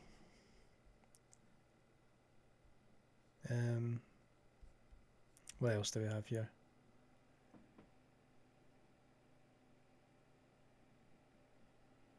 Sorry, I'm just looking at this thing here. I don't even know what that was. There was a man throwing his daughter like 20 feet into the air and then catching her.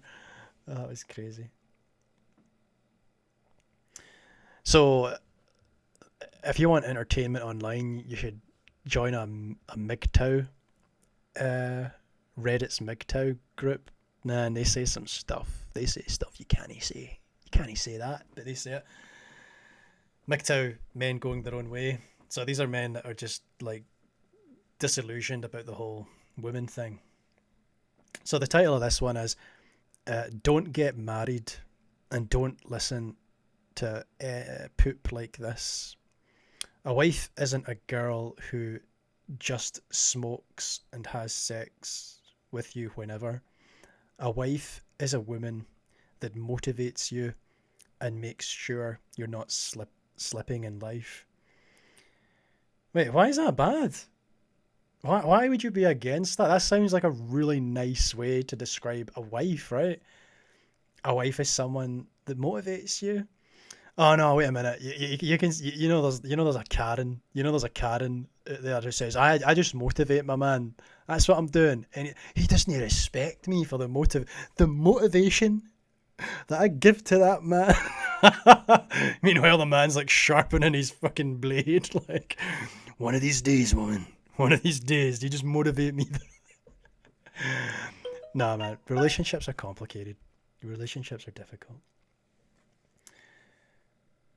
Oh no, they've got. You know what? I need to jump onto it up here.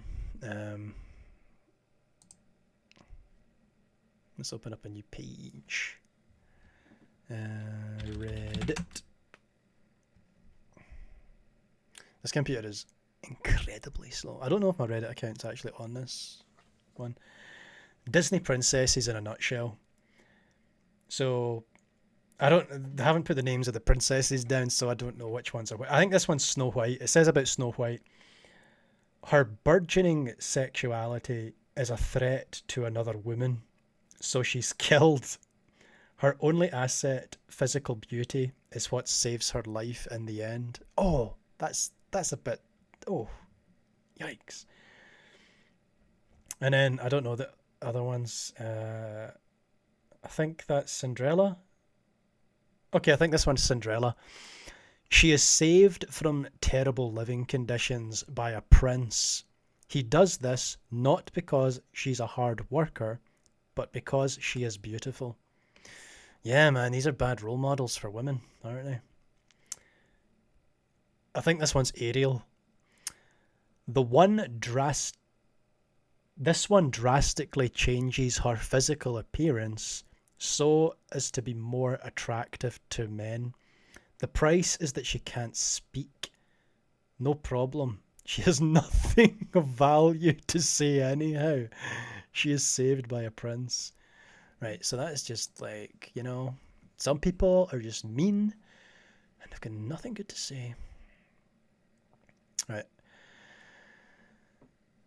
I'm a 25-year-old male engaged with my fiancée, 25 female. All right, okay. Is that wise? Is it wise to get with someone that's the same age as you? I don't know, man. We have been together for 5 years. Oh, so you've come through a lot then. Good. And are planning to get married later this year, December 2020. Well, that sounds cool. With COVID and racial injustice going on as of late, her true ethics have been showing. Wait, you've known this woman for 5 years and you think her true ethics are being revealed. And so your response to that is to jump online to an online forum and then like field out how to respond to the situation. It's like, come on, man. I have been engaged to my fiance for 5 years. To give a quick background, I'm a firm believer in science and data. How is it? There's two ways to say that: data and data. Data. I think if you've ever seen Star Trek Enterprise, no, not that's the term. That's the one with Scott Bakula. If you've ever seen Star Trek: The Next Generation, there's a character called Commander Data. Apparently, the original script had him down as Commander Data, but Patrick Stewart didn't say data. He said data, and it just stuck. And I'm glad it did, because data doesn't sound good. Who says data? Data. Do I say data? Data? I don't know. Patrick Stewart, whatever he says is right. Maybe not. To give a quick background, I'm a firm believer in science and data. I consider myself as an independent. My fiancée is similar to me, however, leans more to the conservative side. Good woman. Good woman. Cashmere. Since that's what her family is about. Her family is very traditionally conservative. There was one night where she was a huge discussion, was she, on Black Lives Matter movement that's been happening. And a person of colour, I got really upset knowing their views on this. This guy's not writing in sentences. So I'm assuming somebody in their family said something that he didn't approve of. Let's just say that I never feel any racial tension with her family up until that point. We are planning to get married in December 2020. However, with the COVID situation that's going on, it's looking like we're going to have to postpone it. This gives a lot of stress to her and I. Her family's not liking my proposal on wanting to move the wedding because they think that COVID isn't that serious and it's the news making you scared. I've been noticing my fiance's been leaning more towards just having the wedding, even though the state's requiring masks to be worn. Her family doesn't plan on wearing masks, even with the state rule, since it's not going to be enforced by local authority. But just because it's not going to be enforced doesn't mean we should not wear a mask. I just don't want anyone to get sick and possibly die. As I stated before, I'm a science guy, and I listen to the scientists more than these politicians. Yes, I have talked to her multiple times, and it feels like she's just pushing the response back until after the refund deadline, so it forces me to stick to the date.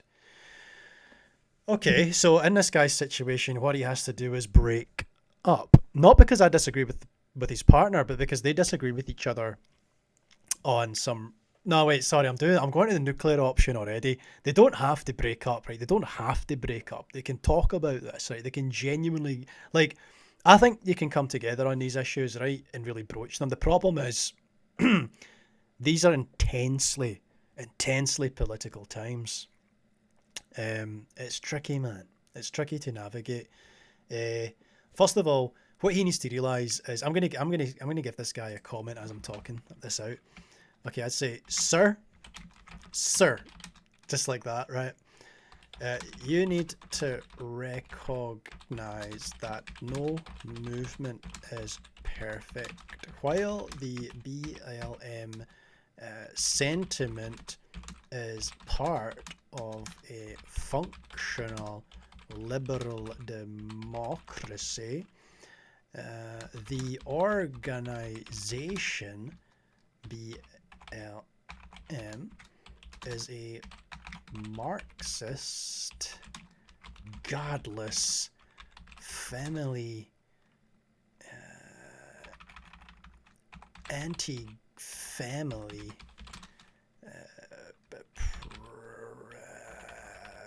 piece of shit movement designed to dismantle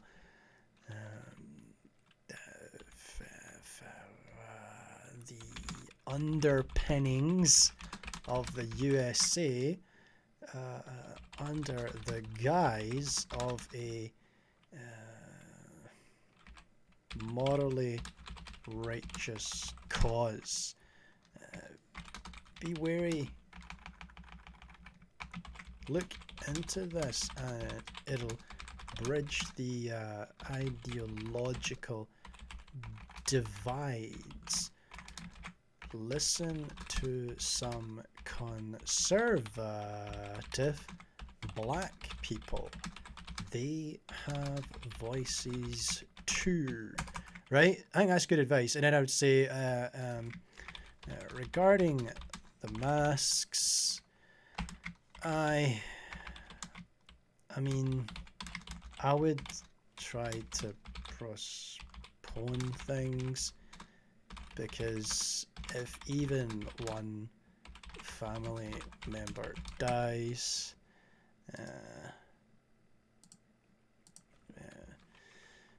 was that worth it?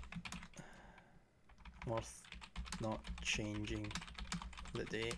This is the thing about the masks, right? I know it's a point of contention, and nobody wants to cede ground to the Marxists, but my wee idea in it is, like, there are people with autoimmune disorders in the world, and if I didn't wear a mask and then somebody died as a direct consequence of me not wearing a mask, now you could say, well, that's not really your fault, it's the fault of the disease, but at the same time, all I had to do was like cover my face with a bit of material, and then somebody wouldn't have died. And because of my ideological, like, stringency and defiance of tyranny, it's better for that person to die than for me to cover my mouth. I don't know. I mean, I guess you could say maybe, but I just think, like, I don't know, because, like, the problem is a pandemic. I mean, regardless of how I don't actually think it's as bad as what they say it is, right? I don't actually think it is as bad as what they say it is, but it will be bad for some people. And the thing is, the government thinks it's that bad. It's not like they think, oh, we're going to use this as a government ploy. And I know it might be, well, I don't think that, but that's what's going to happen, right? It will be used as like ceding ground to these, just immoral Marxist folks, right? But at the same time, I don't think that's how they're thinking.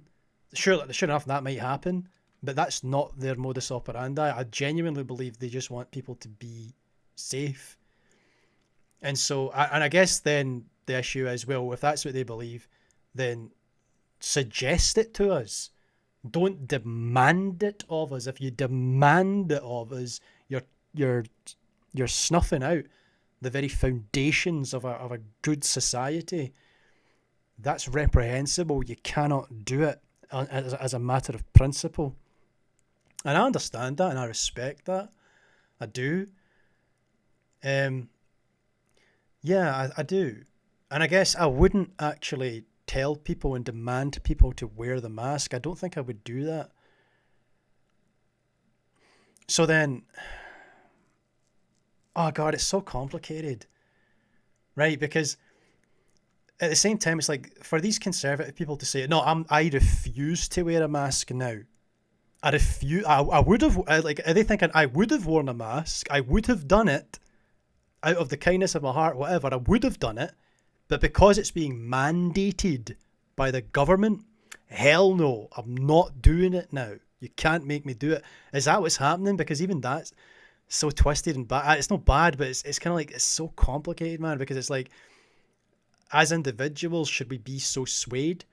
Shouldn't it be that as a service to my fellow man who might be vulnerable, I'm going to wear a mask because there's evidence to suggest that can help. There's evidence to suggest it can't help, but there's evidence to suggest that it can help too.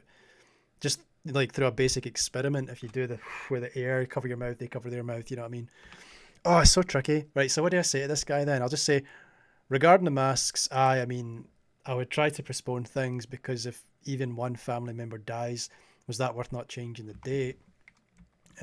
But I don't know. I think as long as sick people stay home, the ceremony should be fine. I mean, just go for it. Oh, aye, and if someone dies, you automatically win every argument for the rest of your married life. This is a win-win, buddy. Do it. There we go. That's how you do it. Right, just imagine that. Right, so you say, fine, you know what, darling? I'm going to do it, darling. Let's get married on the day that you suggested. And she jumps up and down. Yeah, I'm so happy. And you're like, yeah, good. I'm happy too. We're going to do this, right? You go for it, right? And old Gramps dies of the COVID-19. And then she's all distraught, right? And as she's all distraught, and you comfort her at that time. Couple of years later now, there's a child in the scene. It's your night. You've already planned the night with the boys. But she starts up. You never look after this, Wayne. I don't want to look after this kid. I'm going out with my girlfriends. And then you're just like, wait a minute. Remember when Papa died at the wedding though? Remember that? And then she'll be like, oh, that's right. That's really dark. That's really dark. But what I'm saying is, comments are locked. Oh, he's never going to get my wisdom.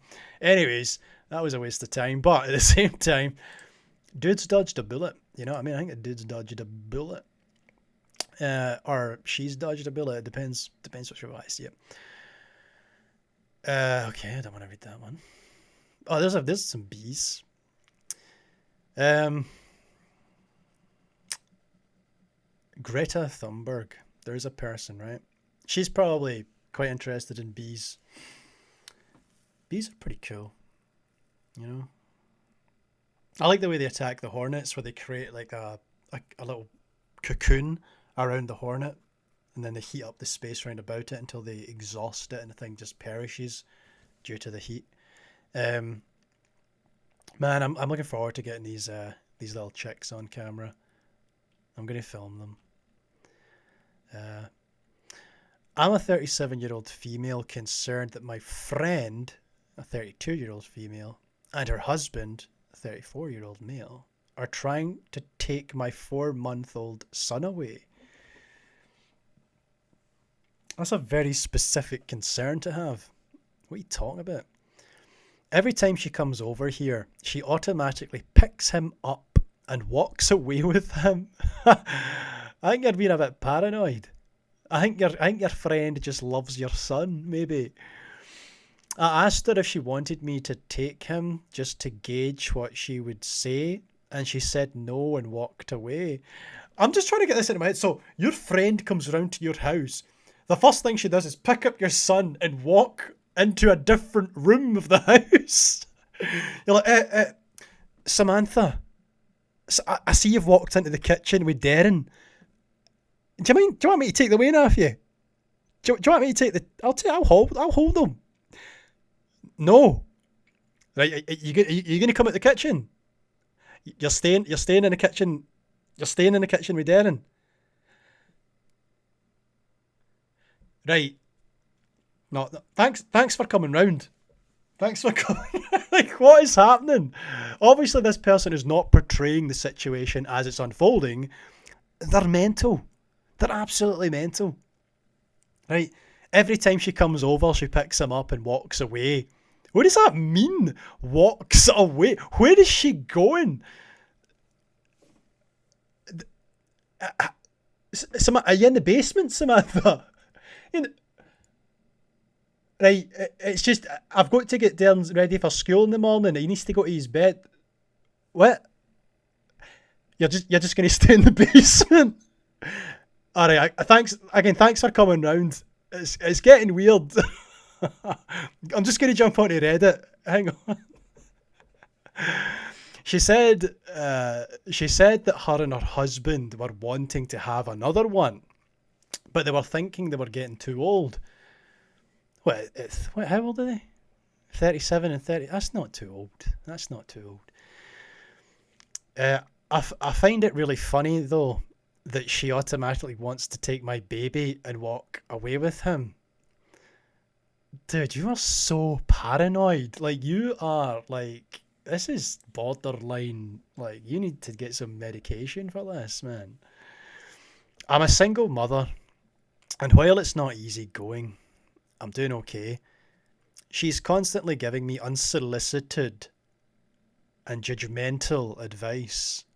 Oh, this is getting juicy. Unsolicited and judgmental advice. I can imagine she is. Probably like it's raining outside and her friend says to her, should we put a jacket on me, Darren? And she's thinking to herself, how dare you walk into my house and tell me how to raise my son? Right? What do plants use to grow? Samantha, what do plants use to grow? Water and sunlight. He's not getting a jacket. Right? He's too young for that. Right? You a bitch. Right? Constantly giving her unsolicited judgmental advice. I don't know if I'm being paranoid, but I'm starting to think they're planning to try to take him from me. Maybe they should. Maybe they should take him from you the way you're acting here. She's been over here twice this week and done the same thing. I think I just performed how that played out. I'm thinking about cutting off the friendship and telling her to stay away from my house. Am I being paranoid? I'm just going to be very uncertain and be like, yes, you're being incredibly paranoid. My goodness. Where is she walking away with your child to? The basement? The kitchen? What are you talking about? Your friend loves your kid. Just relax. She doesn't have the authority to simply take your child.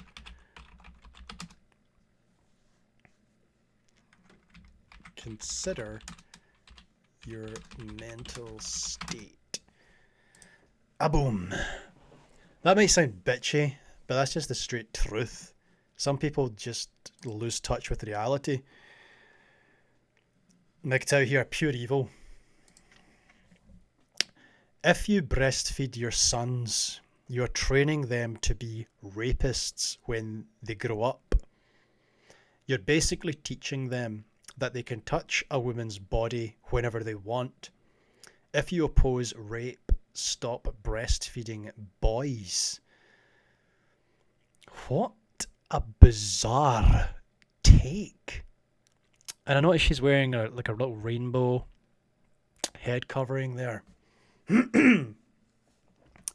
That's no it, hen. That's no it. I mean, if you come from a culture where you need to dress like that, I understand that rape might be an issue for you and your people, and that's something. It's always an issue when it rears its head, but it's much more an issue in Arabian culture. And it's no a child like getting milk from its mother. That's not the problem. The problem's alcohol. The problem's alcohol. If you look at the rape, any kind of rape scenario, and you look at the common denominator in all of it, yes, usually a man. Yes, usually the victim's a woman. But what's that over there? Oh, it's a can of I was about to say it's a can of vodka. Yeah, you can get a bottle of vodka. It's a bottle of Bacardi. It's a tequila. It's a Terramana tequila over there. It's the whiskies, the bourbon. It's the booze, the alcohol. Loosens inhibitions, makes people do bad things. Doesn't make them do it, I suppose, but it puts them in these vulnerable, and it makes people who are predisposed to violence act out a little more. I think, people do bad things. So yeah, alcohol's the main issue there. What a weird, bizarre thing to say. Feeding your child is a rape, like an education in rape. I mean that's just pure sophistry. I mean, it's worse than sophistry. It's just utter drivel. This person's called it pure evil. It might be evil in some guys, in the guise of stupidity.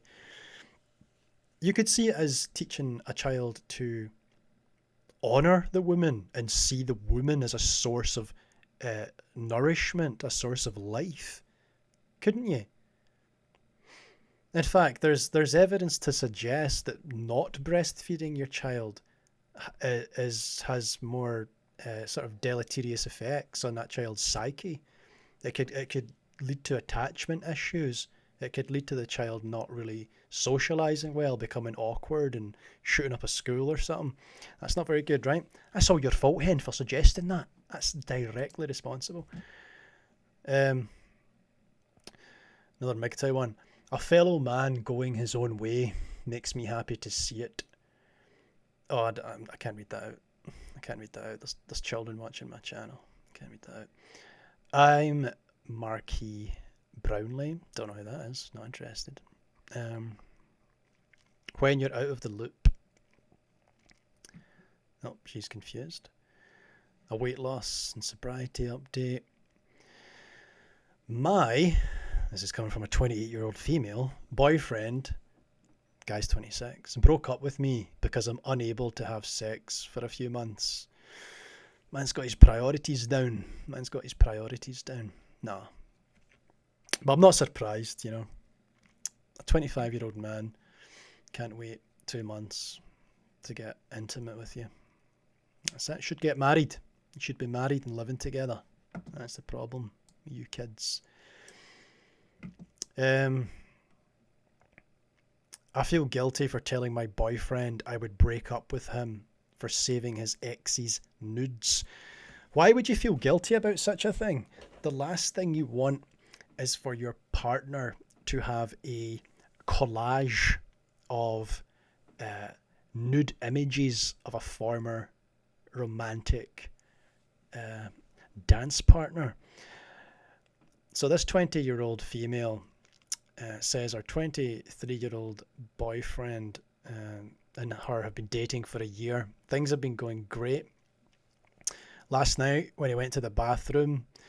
I love how people try to like make rifling through other people's stuff seem so coincidental. Like, oh, he went to the bathroom and he left his phone open, and then with those slippery fingers, I was in every file. I was in every single file, and basically what happened was the curiosity got me without hesitation. I clicked on it, only to see countless fully nude photos of his ex-girlfriend. She would tell him she wanted him back, so I made it clear to him not to have any contact with this woman, and he deleted her. I was crying and shaking, and when he came back, I asked him to tell me why he had all these photos and videos. He snatched his phone from my hands and instantly began screaming at me how I am an insecure bee and how I shouldn't have went through his phone, and that it is normal for men to save this. This is typical guy stuff. I cannot believe that you would even question me. What is wrong with you? Right.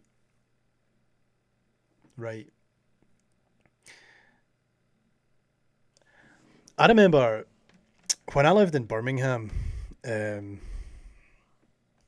came home for the school I was volunteering at, and my partner at the time had this piece of paper on her desk in her bedroom, and it was a picture that some guy had drawn of her and him as nice little drawing together, little highlights from their London trip and stuff. They obviously went out to London together, and I was like, right, okay, what's this all about? So she came home that night, and I was like, what the fuck is this? What's this? And she's like, oh, it's just this thing. It's just it's just nothing. And I was like, it's clearly something. Who's Justin? Justin turned out to be some American guy that, see, these Americans getting into British people's heads, right? So he was just this American guy that she went out with, and they really clicked. And she kept this thing, and she was going through her stuff, and she left it there.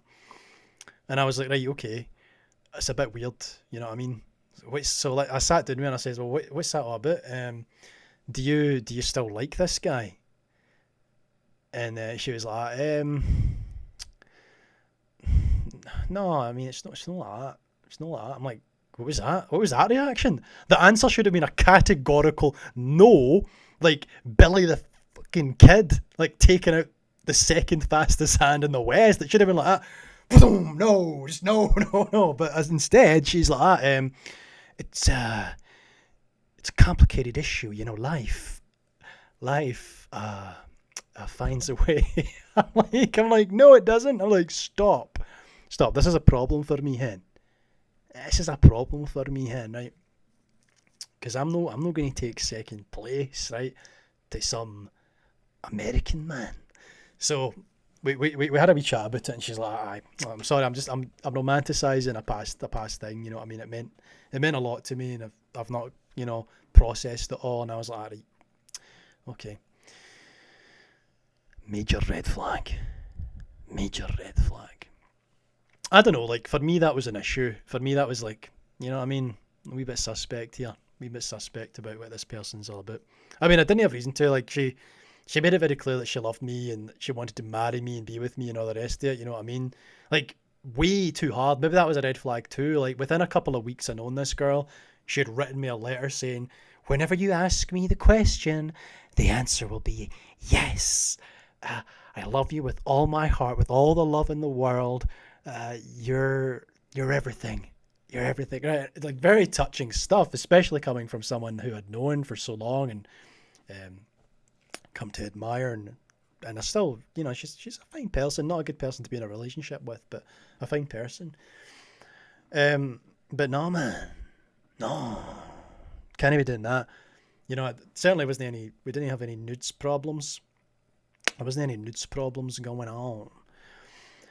But I understand the mentality of the young man. When I was in my first relationship, it was with an older girl, an old thing. And I was with, like, she was like 23, and I was 19, and she was like 22 or something like that.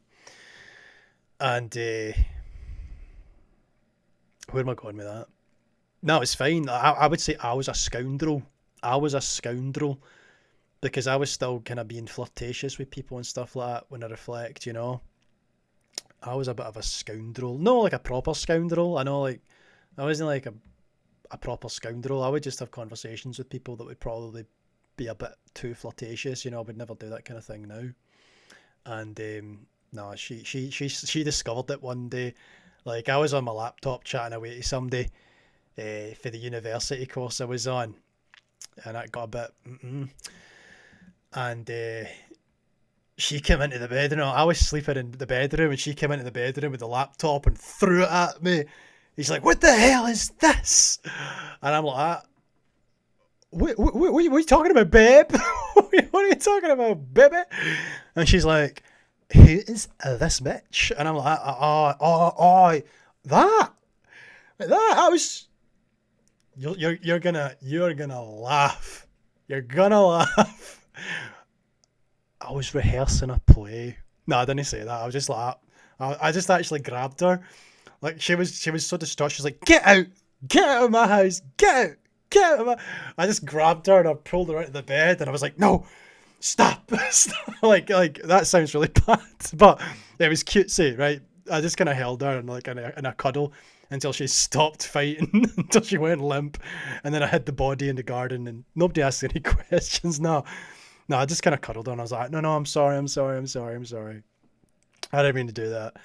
And then she forgave me because I was a 19-year-old guy in my first relationship, and I didn't realize that not being an asshole was an attractive trait.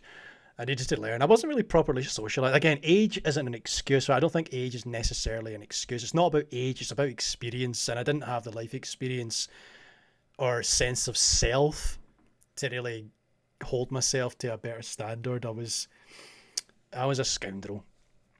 But yeah, some lass. Her sister passed away recently. That was sad. If you're on the internet and you listen to religious people, if you're one of their characters, right, then you're going to have known a guy called Jan Bosch. I always thought there was a C in his name. Jan Boshoff passed away this year, 2 months ago. Thoughts on the passing of Final Call? See, the thing about Final Call is he had I don't know if he had a wife or a partner, and they were very focused on the futurist perspective of eschatology. They were living in anticipation of a second coming of Christ, a la reification, which is to take an abstract idea and to see it in very literal terms. So they were kind of expecting the whole trumpet blasts and Jesus surfing a cloud into the cosmos and stuff like that. I'm not of that ilk. Look at this. This is a mangled thistle. What's that Italian food? You get olives, but you also get something else. Aubergine. Aubergine's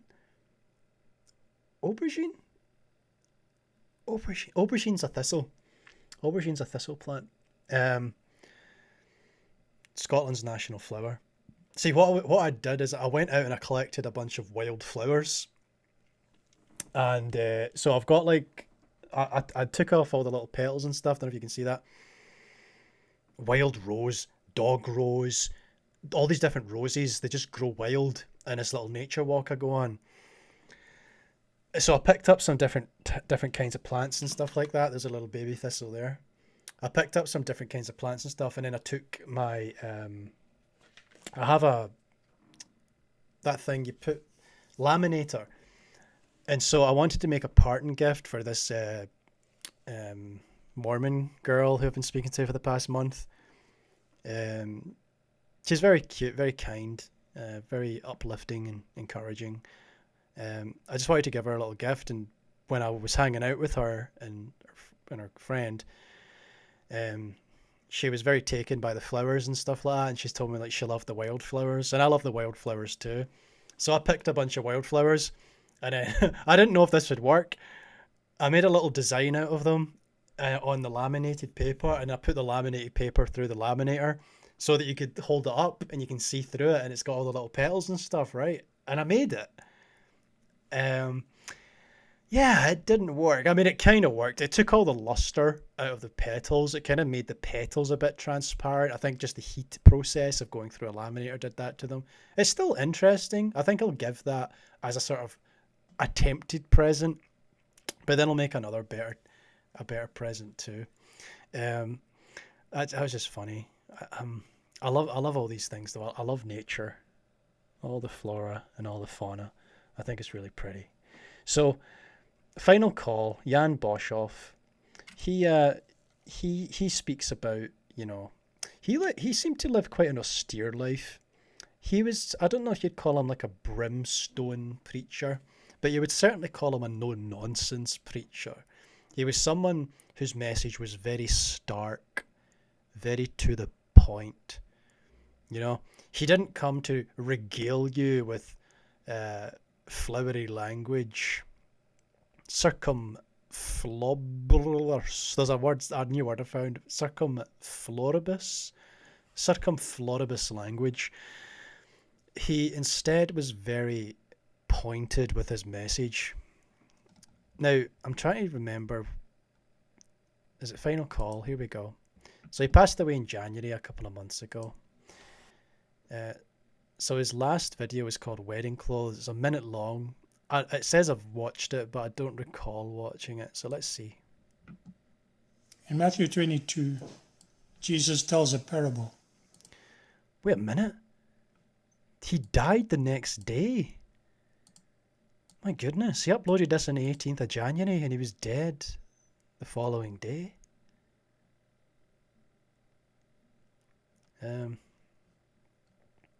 I don't know if he was in ill health, like... I mean, I think his whole situation was about being in ill health, really. That's how he had his experience and stuff, but... Well, okay, let's see what he has to say. In Matthew 22, Jesus tells a parable about a king who prepared a feast meal for the wedding of his son. But the invited guests had other things that were more important. They did not want to come to the wedding. So he sent his servants out into the street to go and invite whomever would come to the feast meal. When this king came to see the guests, he found there one who did not have wedding clothes on.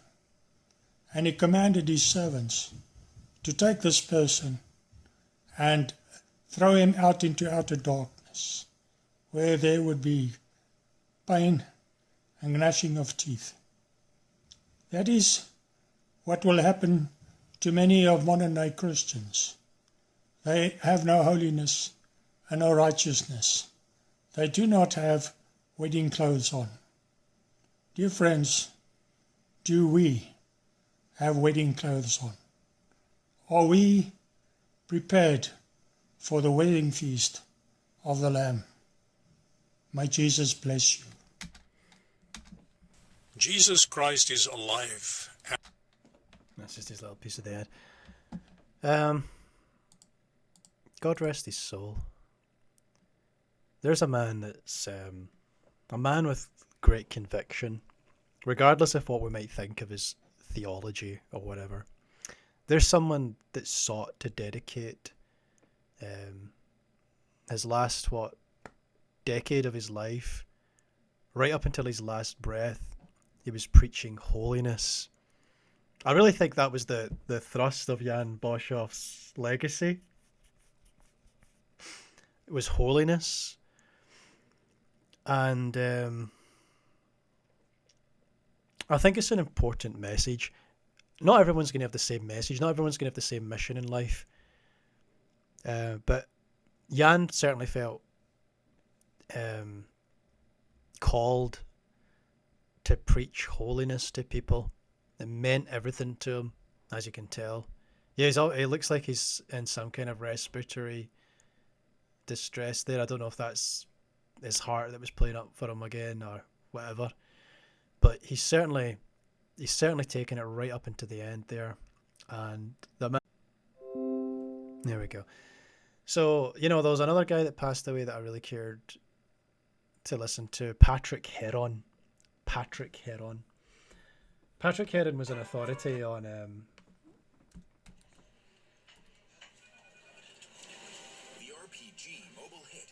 I don't know what that is. Patrick Heron was an authority on futurism, the coming of Christ. Patrick Heron. He was like the guy. I don't know if it is there. Return of the Antichrist, Dr. Patrick Heron.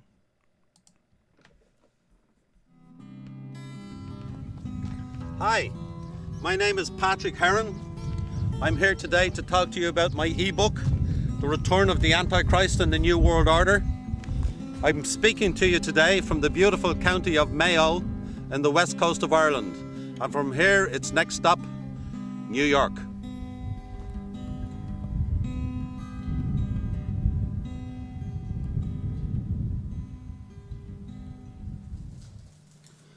Hi, my name is Patrick Heron.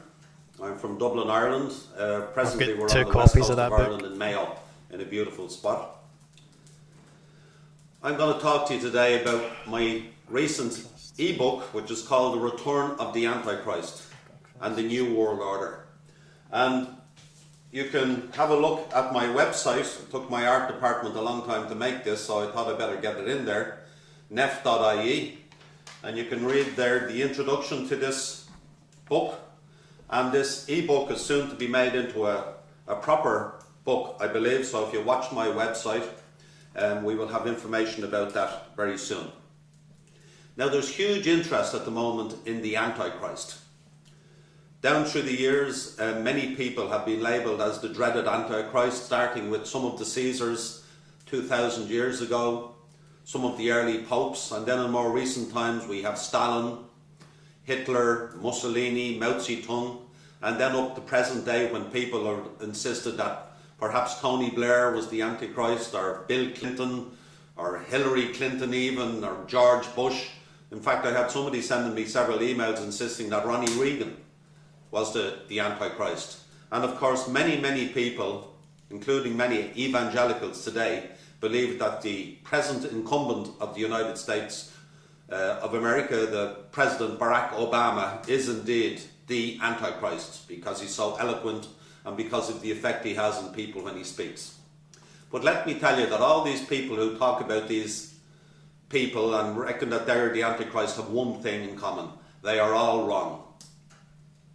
For the name of the Antichrist, his present whereabouts, when he will appear on the world stage, his association with the United States and prophecy are all given in the plain text of the book of Revelation. And I can assure you that no human being, no president of the EU or president of the United States is the Antichrist. They may be a sort of a John the Baptist for the coming of the Antichrist, but they are not the man.